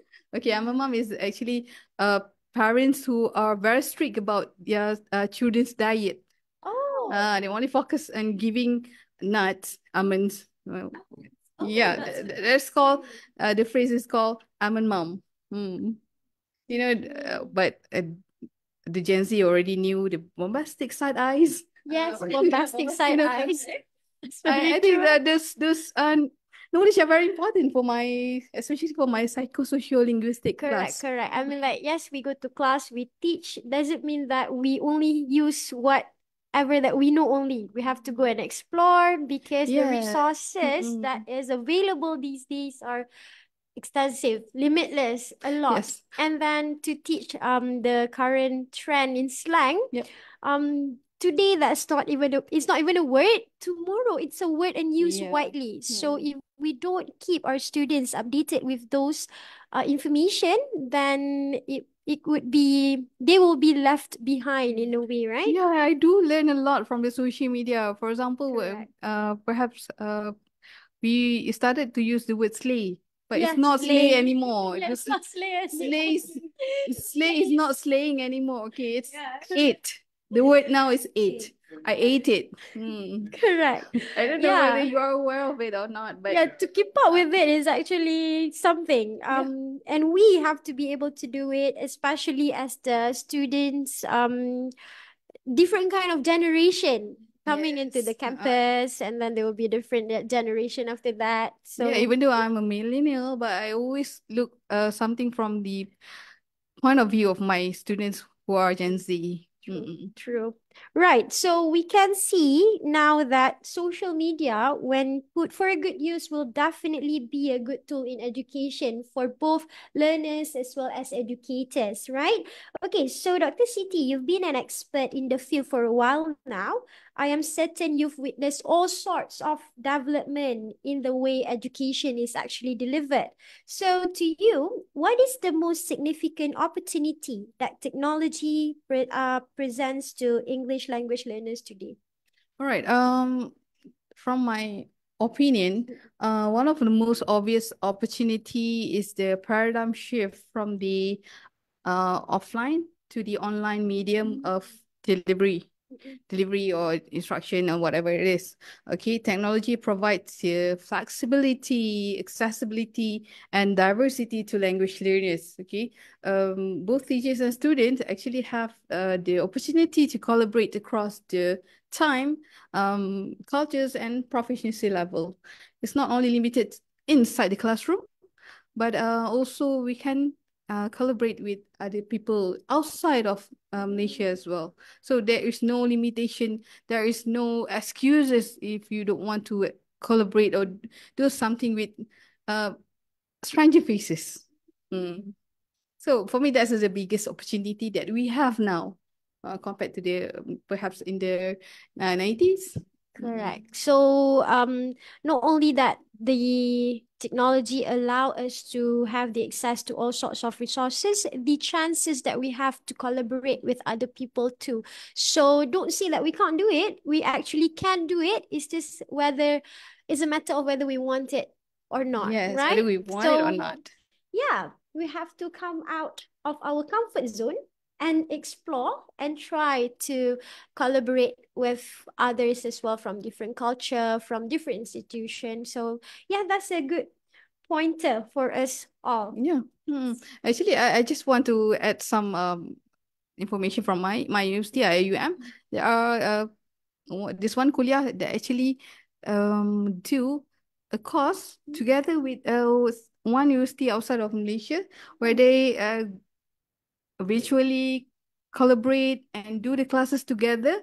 Okay, perhaps in the first half of the semester, the lecturer from IUM do the teaching, and the other part, the lecturer from the outside. But they complete the same project together, and they visit each other's university virtually. Correct, So there's yeah. for me, there's a very interesting project that we can actually collaborate with other universities. True. That is what do we call the flexibility we get with the remote working and all. I mean, like, yes, there's another institution, perhaps at the end of another side of the world, but we still find it reachable in a way. Yes, this is possible nowadays. Correct. Okay. So yeah, internet has given us a lot of opportunities and we just have to use it wisely. Okay, we have another question for Shaidi. So this is actually a question related to your own experience with LAX. Okay, so earlier you have shared with us accounts and platforms and all. So these have helped you in your language learning. Okay, since you have used seed platforms, what would you say are the benefits of LAX activities to students? You know, considering they are called fun language activities and we don't have to be in classroom. So what do you think are the benefits to students? The first benefits that I get from the LAX activity is to gain confidence. Okay, why? Because the first thing, when you get into LAX, you register the course, you are greeted with strangers. You are greeted with strangers, okay? To have the confidence, to have the courage to email each person to get into a group, need a confidence. They need a courage, okay? So that's the first thing that you get. That's like the soft skills you get. Okay, as for me, I think the 4 semester, I think I'm the one who will be emailing these people. Okay, I will be the one who will be emailing these people. So, and the next thing is you have the confidence because when's the other time you can speak English outside of your class? Like we speak Malay every day. So in the end you speak Malay. So there's no space. You didn't come to your friend's room and speak English. You was like, what's the problem with you? Apa masalah kau ni? Kan? Cakap, speak English. So Lex is a space for you to practice English. I do love like this one practice that I do when I do my Lex. You do like 6 video, I think. If I remember correctly. Each Lex, I will study one new words. That's it. I think because as for me, 1% improvement is still an improvement. So if you like for 24 points of legs, it's 24% of improvement, right? So it's still a small improvement. You learn a new things each meetings. Even though like for me at the starting I do script writing. I write the script what I do. Then as the time goes on, you understand like it's better for me just like the points. Okay, so that's how you improve every time. So this and that thing helped me a lot in my video creating. Yeah, there's no need for me like to do the script writing anymore. I just like to write the points, what I need to say, and it's the same thing I do in my legs.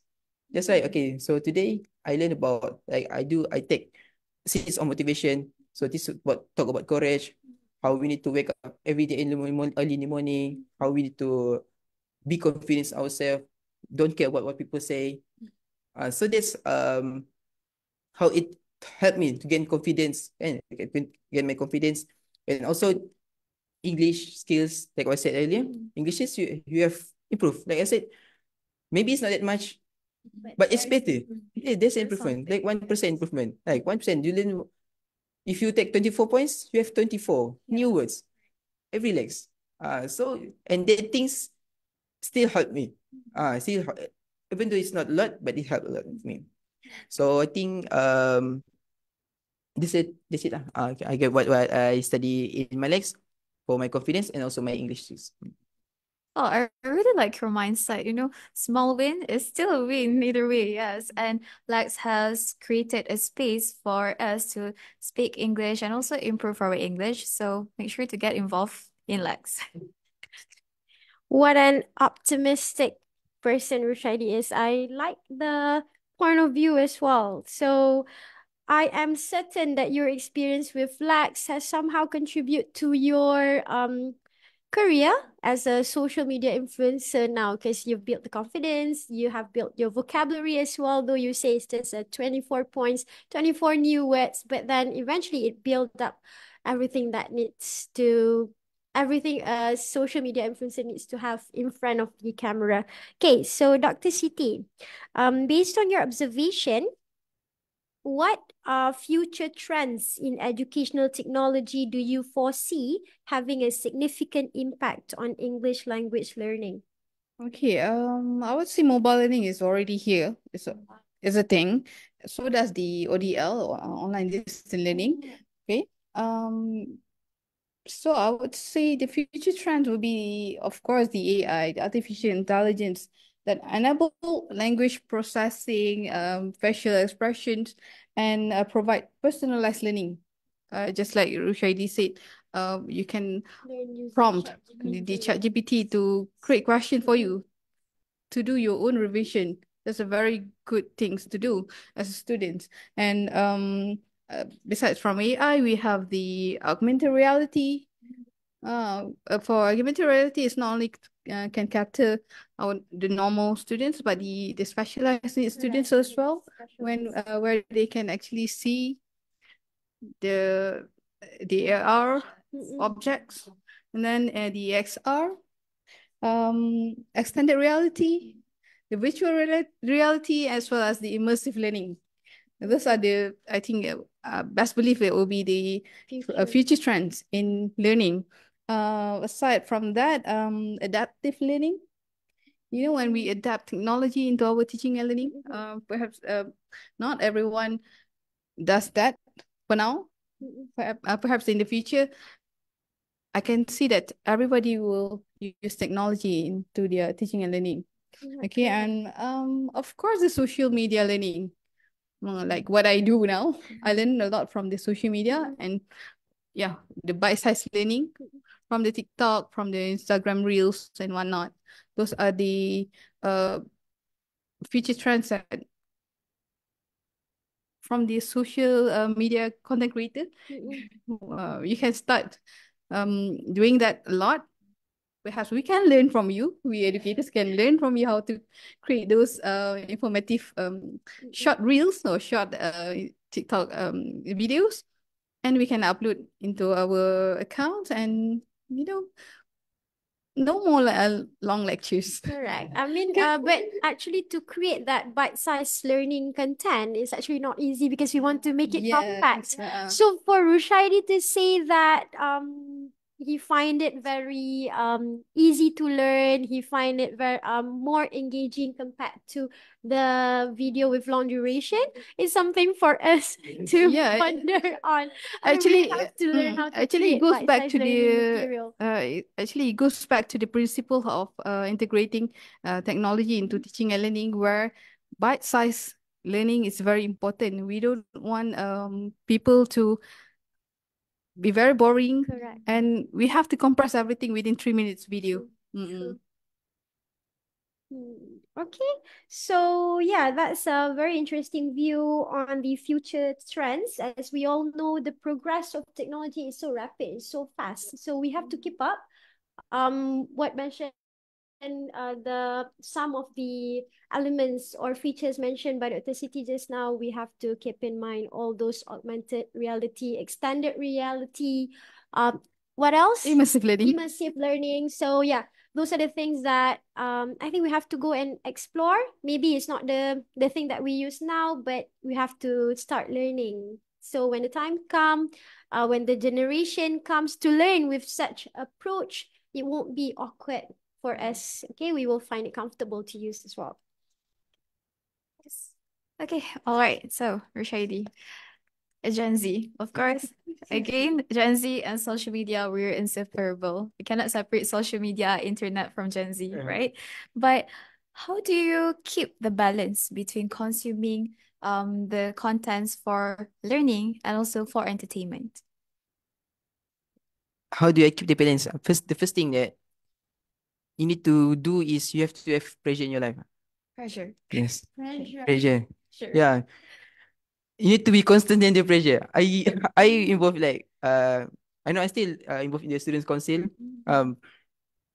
So I know how many times that I can spend consuming content and how much do I need to produce content. Even for there are some days actually that I did not consume any content at all. Yes. There are some days I can do that. I can do that because my mind's constantly going crazy, you know. We are in week 10. Week 11 actually. We are in week 11. Again. But still I need to to produce my content. Even though it's not a lot. But now I did not pause frequently just how I used to. During my first starting of social media, I can produce like 5 content a day. Yeah, that was very crazy. This was very crazy. But the time I was very crazy. The time I did not consume any content. I consume just for the sake of producing. So there's like so I need to understand that. So you know when you scroll TikTok, you know like your FYP can change based on your preference. Yes. Like if you watch like movie clips and then the second is movie clip, you understand that. At that point, I will understand that. Oh my god, I have scroll. I have scroll mindlessly. There's no more my type of content.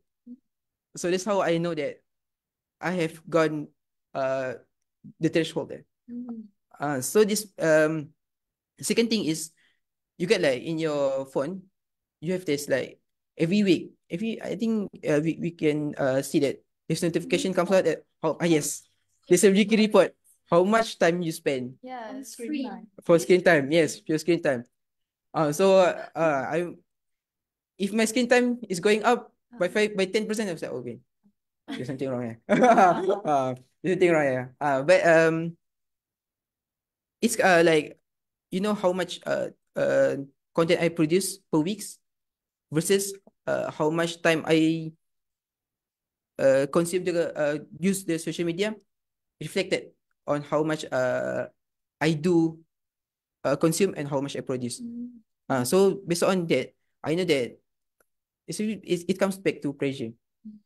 When you see that I did not produce a lot of contents this week, then I'm missing out. Then I know that I am still not doing my best because during I think my first year I do like procrastinate a lot. Still I procrastinate a lot during my second year. I think during the third year I understand that you need to like your mind need to be constantly working. Yeah, for me my mind is that needs to be. But when you need to rest, take the full rest. Take the full rest, like truly the full rest. When you want to watch movie, right? That's the only time. And after that, you need to mind your mind is constantly working. You need to constantly working. So yeah, so like you realize that you instead of consuming useless content, yeah, you start to produce content. And you can consume content, but in the terms of you want to consume but to produce. So that's how I do. Yeah, it's very, very stressful actually. Okay, so the keyword is pressure. Yes, To be constantly pressure. under pressure. Constantly pressure. Yeah. Okay, but what I can get from that is you have to be mindful in consuming social media, and you have to actually organize everything. You have to know that, oh, I have this much time, so I cannot exceed this time to consume social media. Yes. So you have to organize your time and your schedule. So being mindful is the key, yeah, everyone, especially the students. I mean, Rushadi is talking in the aspect of being a social media influencer where he creates content, but I believe some of you are not creating content. So like Anis said, be mindful. Okay, so be mindful and know what you are consuming actively, watching, what are you actively watching. Okay, so moving to Dr. CT, I'm pretty sure you have Gen Z students in your class, all right? So, having the Gen Z students in our class, what do you think of their consumption of social media and their effects of this social media consumption on their language learning? Okay, I would like to look at the bright side of the social media. I don't want to talk about the negative or the adverse effect or whatnot. But I think they spend a lot of time scrolling their social media, and even to produce. Even my students, they produce a lot of great videos for their content, regardless whether it's educational or just for fun, Entertainment. leisure and entertainment and whatnot. But I don't mind. But I impressed with them actually, where they can actually record themselves working part time during their semester break. They record themselves having what is it like to be a Gen Z in one day. As a part timer, working at a 7-Eleven. So I was like very impressed how they can actually record themselves and tell the world. Or it's just like I used to do write in journals, and but Gen Z nowadays, they don't have to have the journals. They just have to have their smartphones and record themselves. Okay. That's their journal. Yeah, yeah. The daily journal. So I can actually watch my student whatever they do during the mid-semester break, and sometimes they go for museums, vacation and whatnot. So I can actually enjoy their content without having to judge them. So I'm very open like that. So I watch a lot of my students' stories and videos. So I wish I can learn from them or be like them, but I don't want to. I don't want to spend a lot of time recording myself. Like it's too cringe for me. But yeah, there's something that I don't want to say that they are wasting their time, but they are actually producing something for their life. That's I think that's the difference between the generation before that. The younger generation, they find it comfortable to have themselves out there online, be watched, like Roshani being said, watched, be yeah. watched, yeah. But from what the city said, we can see that the social media use in daily life, especially the Gen Z, allow them to be creative. They explore the social media creatively, and they produce something creative and put it outside for people to watch. In fact, we are learning. If it's not for the people like that who are willing to put themselves out, people won't be able to know certain things. So that's the good part of having social media these days, right? Yeah, one thing that I noticed about Gen Z who like to expose themselves through the world, to the world, they are more open to criticism. Compared to us millennials who do not do not want people to watch us, or even I don't want to record myself and post it on social media. We perhaps we are more reserved and we don't like to take criticism that much, but they are more open. That's a very positive impact or effect of the social media. In character development especially, right? They are more tougher actually. In a way, yeah, I would have to agree. It builds character in a way, but of course from time to time everyone has to be reminded that when you put yourself out there, there's also risk.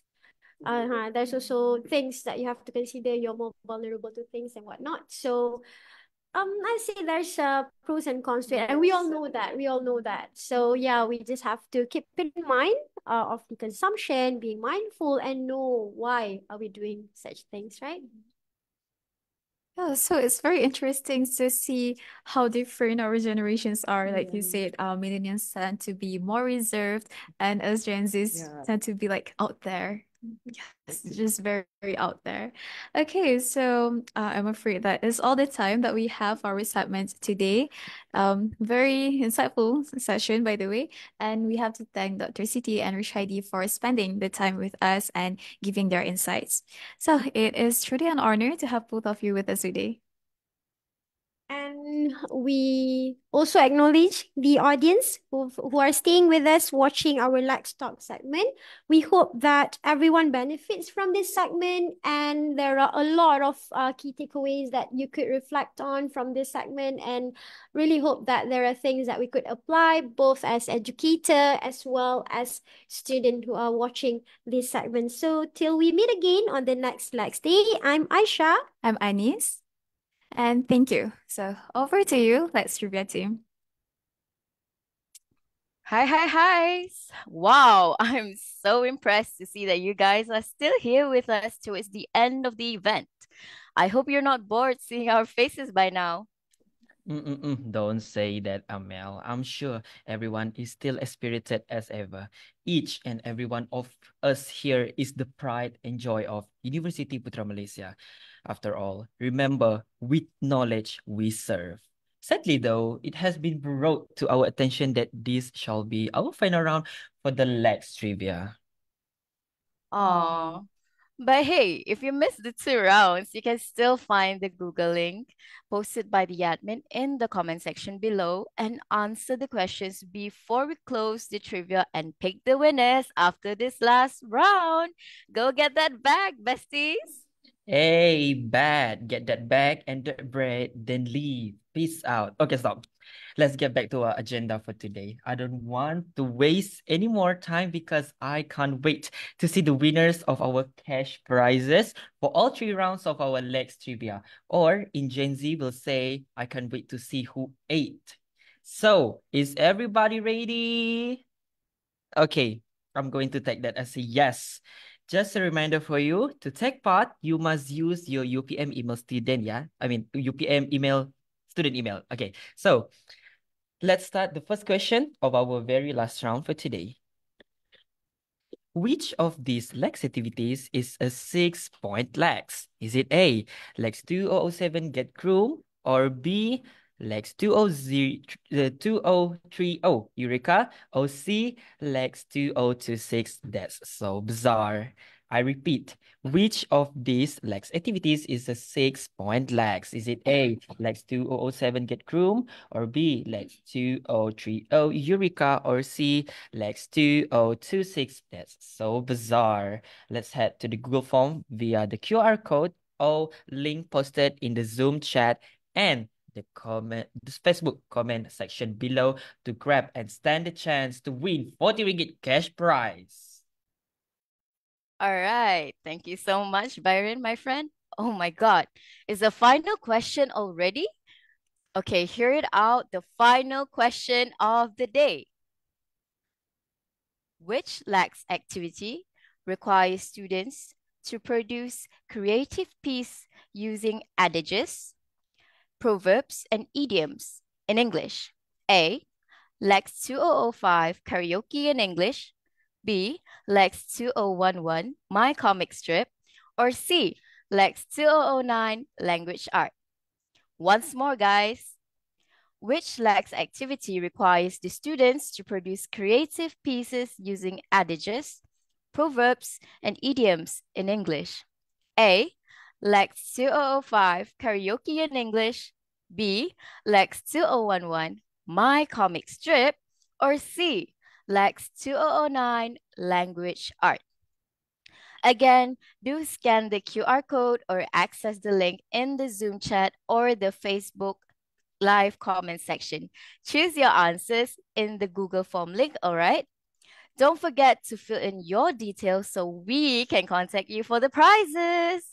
The winner for all these rounds will be drawn by the raffle system just after this. Oh my, I'm so excited for the future winners. That's true. So you have 3 minutes to answer the final set of questions before we start picking the winners through the raffle system. So while we wait, let's shift our focus and watch this short video. Trivia participation will be closed at the end of this video. Take it away.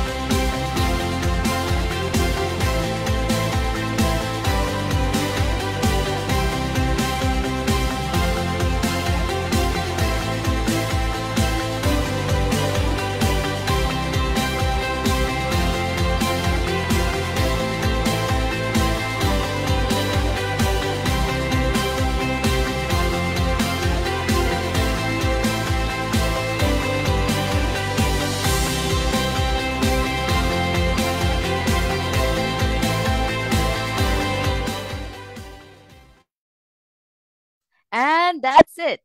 Our time is up. Our deadline is finally here, guys. Participation is now officially closed. Let's see who got the right answers and eventually become our lucky winners for today. Now, let's take a look at our first winner of the day. Byron? Yes, exactly. The moment we all have been waiting for from the beginning of our event today. But before that, I'm going to ask you a question, a very quick question, Amel. If you were to win the cash prizes, what would be the first thing you do with it? Well, to be honest, Byron, the cash prize is quite a lot for me to treat myself to a decent meal. Oh, it looks like we can finally get the results.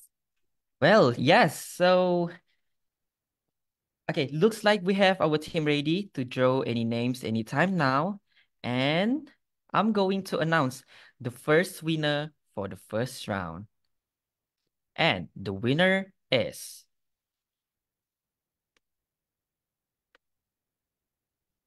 Wasilah binti Muhammad Rosli with metric number 214669. But before that, my team, yes, we have a signal from our team have verified that you have been answered all the question correct. So congratulations, Wasilah, because you cook. You are our officially first winner for the very first round of Lex Trivia. 40 ringgit is yours by all means. Don't worry if there are someone unknown contacting you, because I believe and I hope that it is from our team contacting you for cash giving prize purposes. Well, congratulations, Wasila. So now let's move on to our second round winner. Now, I am pretty sure the second round had a few trick questions, so I am truly amazed if anyone even managed to get both of them right. As you can see, there are a lot of responses that our team members are showing. Oh my God. Noor Aisha Shahira binti Noor Azrin with the matrix number 216174. But hold on while our team will verify whether you got the answers correct. Oh, and that seems, yes, congratulations, Noor Aisha Shahira with the matrix number 216174. You are the winner for our second round. Byron? Yes, congratulations, Aisha, because you cook for the second round. And for the final winners of our last round, well, we had 48 responses here. Yes. But we'll see who eventually get that back for the third round. Okay. So the winner of the third round belongs to Ikmal bin Abdurrahim with metric number 214151. So wait while our team verify. Oh no, looks like you don't get all the correct answers. So we're going to draw another name. Better luck next time. The second winner belongs to Nada Sorfina binti Amran with metric number 214328. And again, let's wait for the team to verify whether you have all the answers correct.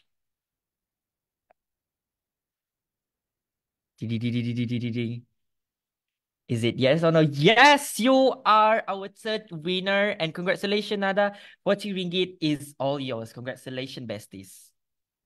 Congratulations, Sanada, our last winner, and all the other winners that have finally won their deserved cash prize. Now, please wait for our representative to contact you to hand the cash prizes. I am so excited for y'all. We would also like to thank everyone who joined the both of us in our Lex Trivia session from the start and participated in all our quizzes. And thus, it's time we take our leave. Crying emojis. Crying emoji, so many. Thank you for being loyal to us to the end. We apologize for any mistakes or inconvenience in today's Lex Trivia sessions. However, if you have any feedbacks, feel free to email them to lexteam.upm@gmail.com. Yes, that's right. We wish everybody all the best in your coming final exams and in your other endeavors. I am Byron. See you on our next Lex Day. And I am Amel. Take care, everyone. Bye. Bye. Thank you for the trivia team. Ladies and gentlemen, we are almost at the end of our event today. We will have our most awaited session, which is the prize giving ceremony. Ooh, Alif, remind me again, what are the prizes? Well, Yasmin, the winner will bag a cash prize of 40 ringgit. Wow, that sounds amazing. I'm sure everyone is anticipating whether they've won or not. So without further ado, let's start with the interactive quiz winner announcement. The 3 lucky winners will win a cash prize of 40 ringgit. And the winners are, starting with the matrix number 212565, Siti Nordiana Hamza. The matrix number 224961, Alisa Sofia. And the third, with the matrix number 22440011. I repeat, the matrix number 212565, Siti Nordiana Hamza. The matrix number 224961, Alisa Sofia. And the third winner with the matrix number 22440011. Congratulations to our winners! Congratulations! The winner will take home the cash prize of 40 ringgit. Now, let's announce the winner for the main competition. For your information, there are 7 main competitions for today. The competition involved are LAX 2007 Get Group, LAX 2009 Language Arts, LAX 2011 My Comic Strips, LAX 2019 DIY Project, LAX 2047 Poetic Society, LAX 2049 I've Got News for You, and Create New LAX Competition. Wow, that's quite a lot, Alim, and quite a lot of lucky winners too. So, are you one of the lucky winners? Let's find out, shall we? The first competition is LAX 2007 Get Group. We have 3 winners. Without any delay, let's announce the LAX group and names. Let's start off with third place, shall we? Third place for LAX 2007 Get Group goes to Group 61. Congratulations, Group 61. The members consist of Putri Nurul Balkis, Aloysius Chui Hua, Nurul Anis, Norshaliza, Aina Zafira, and Al-Hajri Hidayah. Congratulations to Group 61 on third place for LAX 2007 Get Group. Now, the second place winner for LAX 2007 Get Group is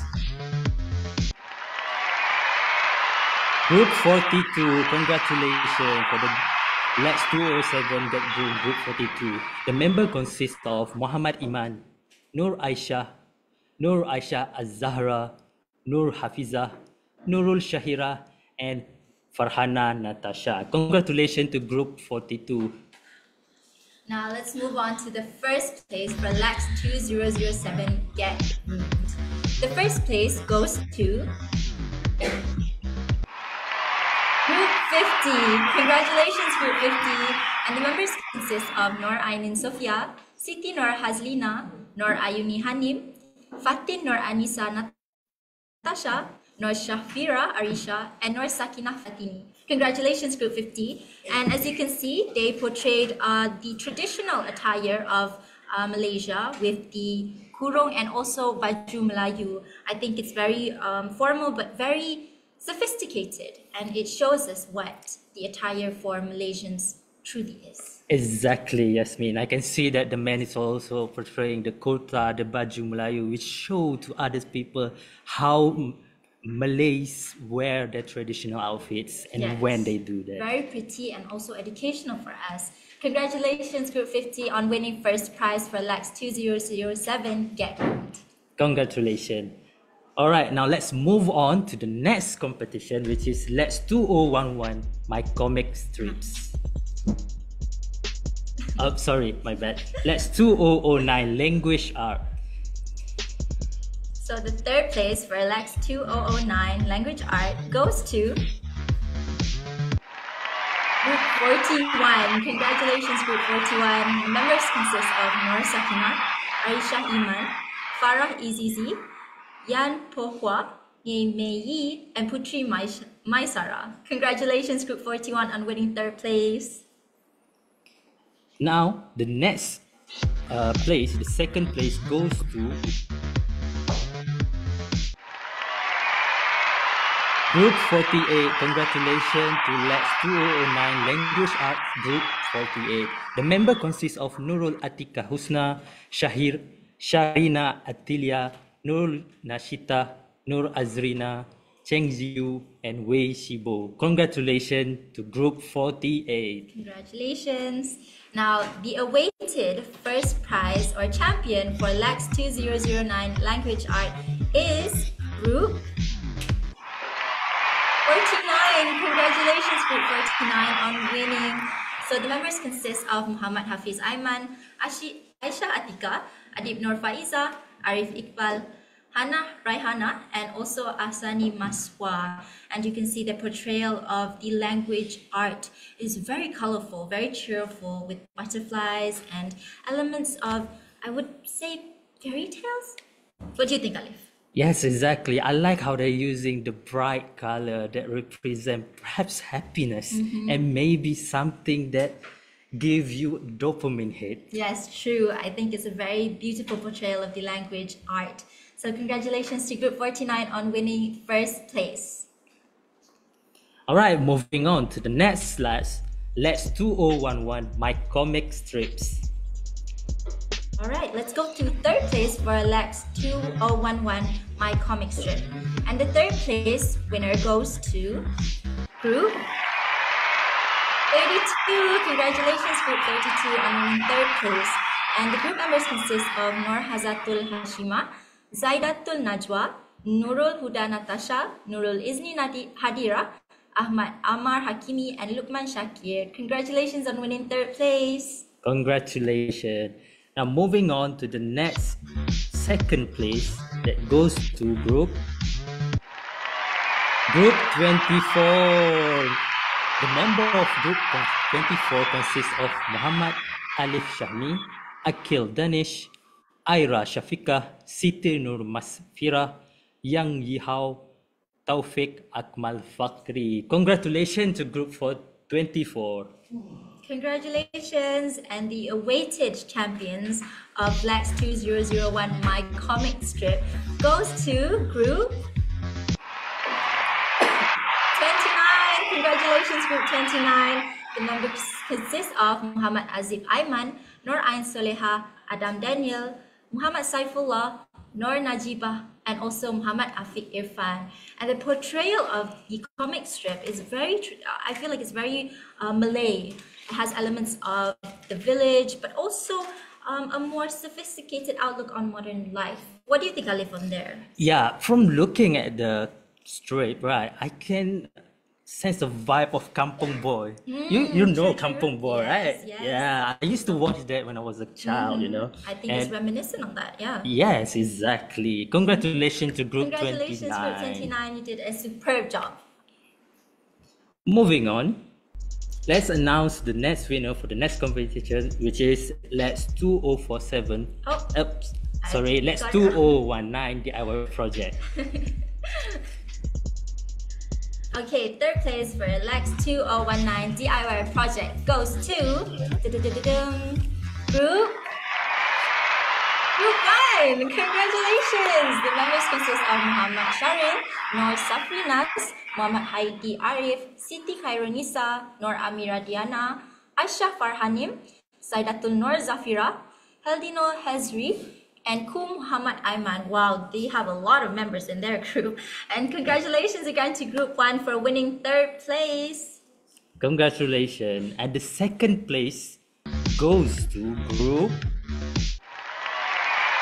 29. Congratulations. The member of the group consists of Andre Anura, Elias Anwar, Nur Amila Dini, Misha, Muhammad Arman Shabil, Alisha Myra, Izzati Aina, Nur Saidatul Fatima, Wardina Shakira, Nur Shafika, and Muhammad Ishraf.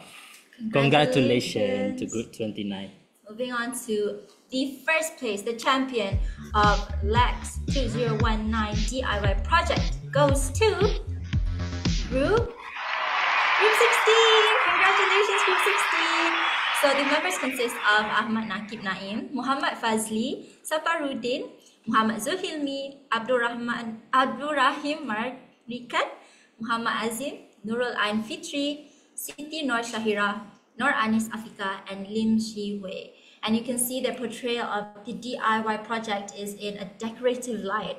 It seems very luminous, very mysterious with their light, kind of shining through like that. I think it's a very beautiful piece, though. Yes, right, Yasmin. I can see that they're using very cheap product, I mean, perhaps even a recycled product to make this decorative light. I can see that they're using their engineering skills But the to quality solve. of it is very, Yes, it's beautiful exactly, for something Yasmin. that is DIY. I'm sure they can teach their friends and maybe even us some things about DIY projects too.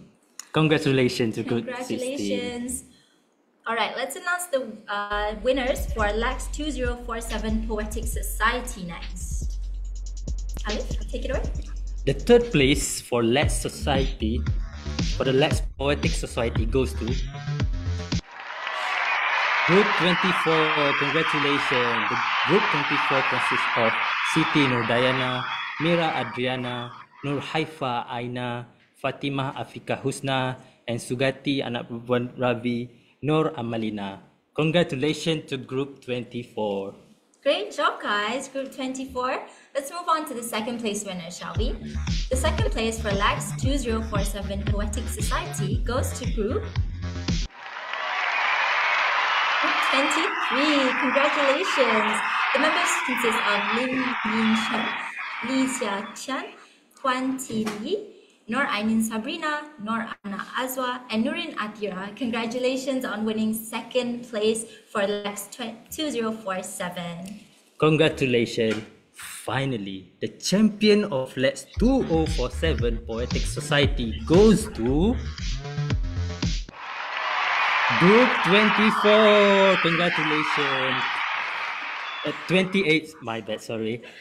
The member of Group 28 consists of Clarissa Clarence, Amira, Nabila Khairani, Ahmad Ashraf, Leslie Xavier, Suraya Hanani. Congratulations to Group 28. Now we can see that the poem that they are portraying here is very, very imagery. I It can see uses that a they're lot of using a lot of imagery. vivid imagery that easily can be imagined for Yes. normal people. I actually took a look at their poem while they're writing before we started, and I can tell you that the imagery they use and the language is very descriptive. And I think that goes well with their title of their writing, which is Yes. clarity, because it is very clarified of what they're trying to convey to us. It's beautifully written. Exactly, Congratulations they're to Group using a 28. very simple language But for very understandable, ordinary people to yes. read, for non-literature students to Yes, but understand. very descriptive. I think it's beautifully written. Yes, Congratulations to Group Group 28. 28. All right, now let's announce the next LAX, which is LAX 2049. I've got news for you. Let's start off with third place, shall we? The third place winner goes to Group 43. Congratulations, Group 43. And the members of this group consist of Chui Wing Lam, Chong Hui Ping, Mok Kini, Cui Wei Zheng, Tan Hui Wen, and Siu Yi Yun. Congratulations, Group 43. Good job to Group 43. Now the next place, the second place goes to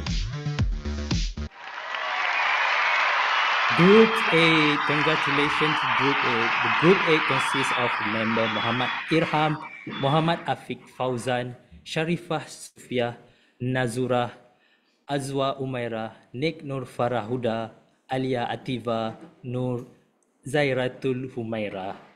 Congratulations to Group 8. Finally, moving on, we have the winner of LAX 2049. I've got news for you. Goes to Group 41. Congratulations, Group 41, on winning. We have the members consisting of Nur Izzatul Akmar, Nurul Fariha, Siti Adiba, Muhammad Firdaus, Nasuha Ezayani, Wan Nur Afika, and Muhammad Darwish Amzar Hakim. And as you can see, their portrayal of the news is very sports, very athletic, with news about our Olympic athlete, Azizul Hasni Awang, and also I believe that is our badminton player, Li Zizha. Two very beloved athletes of ours. Exactly, they're using sport to attract people, especially students in University of Malaysia, right? Because sports, especially for students, they attract them like swarm, you know. And it's a very entertaining subject to talk about, but very factual and very news-like. So I think it portrays this LAX subject beautifully done. So Congratulations to Group 41. Congratulations. Finally, last but not least, let's announce the winners for LAX competition, which is Create New LAX Competition. For your information, everyone, CALC organizes this competition every year, where the students can propose a new LAX activity they would love to enroll. That's right, Alif. You could turn your hobby or any activity of your liking that involves the English language into a new LAX activity. Sounds fun, doesn't it? I'm sure if you're interested, maybe next year you can join in. Yes, I imagine that my hobby of playing sports being turned into less activity that I can enroll. Imagine, playing sports for your LAX. Indeed, but make sure that LAX isn't already available. Something new, something fun, creative would be very much welcomed. Shall we announce the winners? So yes, let's announce the winner of Create New LAX competition. The third place goes to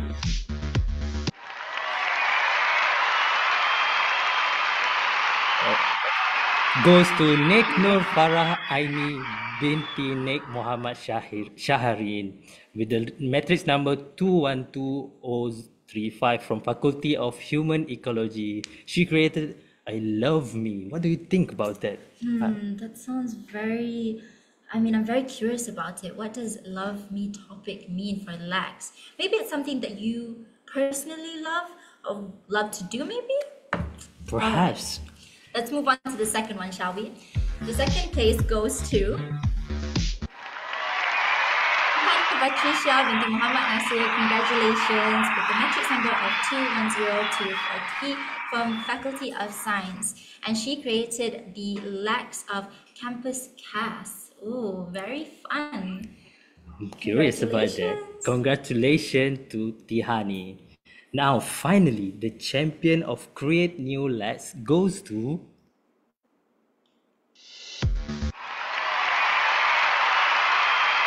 Lim Ji Yi with metric number 225208 from Faculty of Forestry and Environment with the LAX podcast. Yes. I'm very excited for this podcast because we sounds have the very current fun. radio. Yeah, we do. But with podcasts, I think it's a bit more casual, a bit more fun, chill. And I'm sure that this introduction of LAX is going to be very supported by our students because I think it's a very trending thing right now. So It sounds really fun. Yes. Congratulations on winning. Congratulations to all the winner of LAX. A job well done to those who have participated for the efforts that they have put in while participating. And congratulations to all the winners and the participants as well. Maybe if you didn't get lucky enough this year, you'll get lucky enough next year. So don't forget to participate again. Distinguished guests, ladies and gentlemen, before we end, we would like to invite the head of English Language Proficiency Division, Dr. Azima Abdul Aziz, to give the closing speech. Welcome, Dr. Azima. So, Bismillahirrahmanirrahim. Assalamualaikum warahmatullahi wabarakatuh. And it's already afternoon, I would say. So it's a very good afternoon to everyone. So yang dihormati Puan Fatin Nazihah Ahmad Rusli, Program Director of LAX Day 2024, Deans and Directors, students, and everyone present here today. So distinguished guests, ladies and gentlemen, as we come to the close of LAX Day 2024, I am filled with immense pride and gratitude as I witness the remarkable efforts and dedication we have invested in improving our students' English language proficiency. Throughout the day, we have seen inspiring performances, insightful presentations, and engaging activities that reflect the hard work of our students and the unwavering support of our educators and staff. Each segment of today's event has highlighted the significant strides we have made in enhancing our English language programs and the impressive progress our students have achieved. I firmly believe that LAX is a great example of CALC's effort to diversify the teaching and learning methods. We want our students to be lifelong learners, and what better way to achieve that than by engaging them in platforms such as LAX activities, where learning takes on a whole new meaning. Learning can be fun and interesting, stemming from the varying LAX activities students participate in. By participating in such interactive activities, it will boost students' confidence to communicate in English beyond the classroom.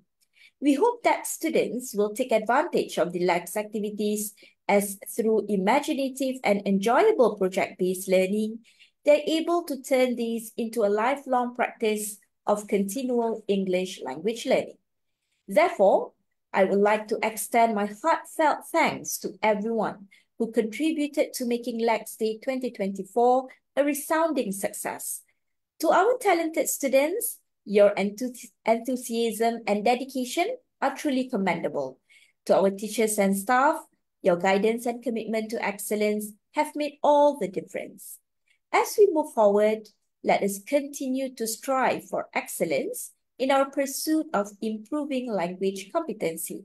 Together, we can create an environment where every student has the opportunity to excel and thrive. On that note, ladies and gentlemen, I hope LAX activities have been a memorable experience for all.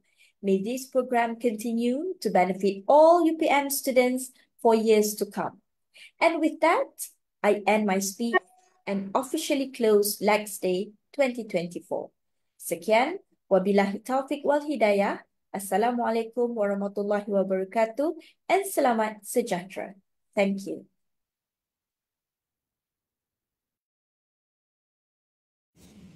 Thank you, Dr. Azima, for the speech. And as the saying goes, to every beginning there is an ending. Unfortunately, we have come to the ending of our ceremony. Before we bid goodbye, I would like to ask everyone in our session today to switch on your cameras for a short photography session. I hope that everyone ready. On the count of 3, everyone, big smiles. Oh.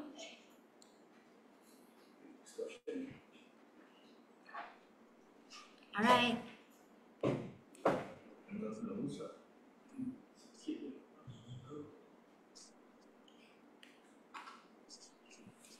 Get ready, everyone. 1, 2, 3. Smile. Okay, one more time. Say cheese on the count of 3. 1, 2, 3, cheese. Cheese. All right, everyone. I would like to thank our VIPs and all of the guests for gracing our event today. We truly appreciate it. On behalf of the organizing committee, thank you all for making the time despite your busy schedule to join us today. That's it from us, guys. It's been our pleasure to host this event, and I wish you all a very pleasant day. It's been me, Yasmin. And I'm Alif. Take care, everyone. Bye-bye. Bye-bye.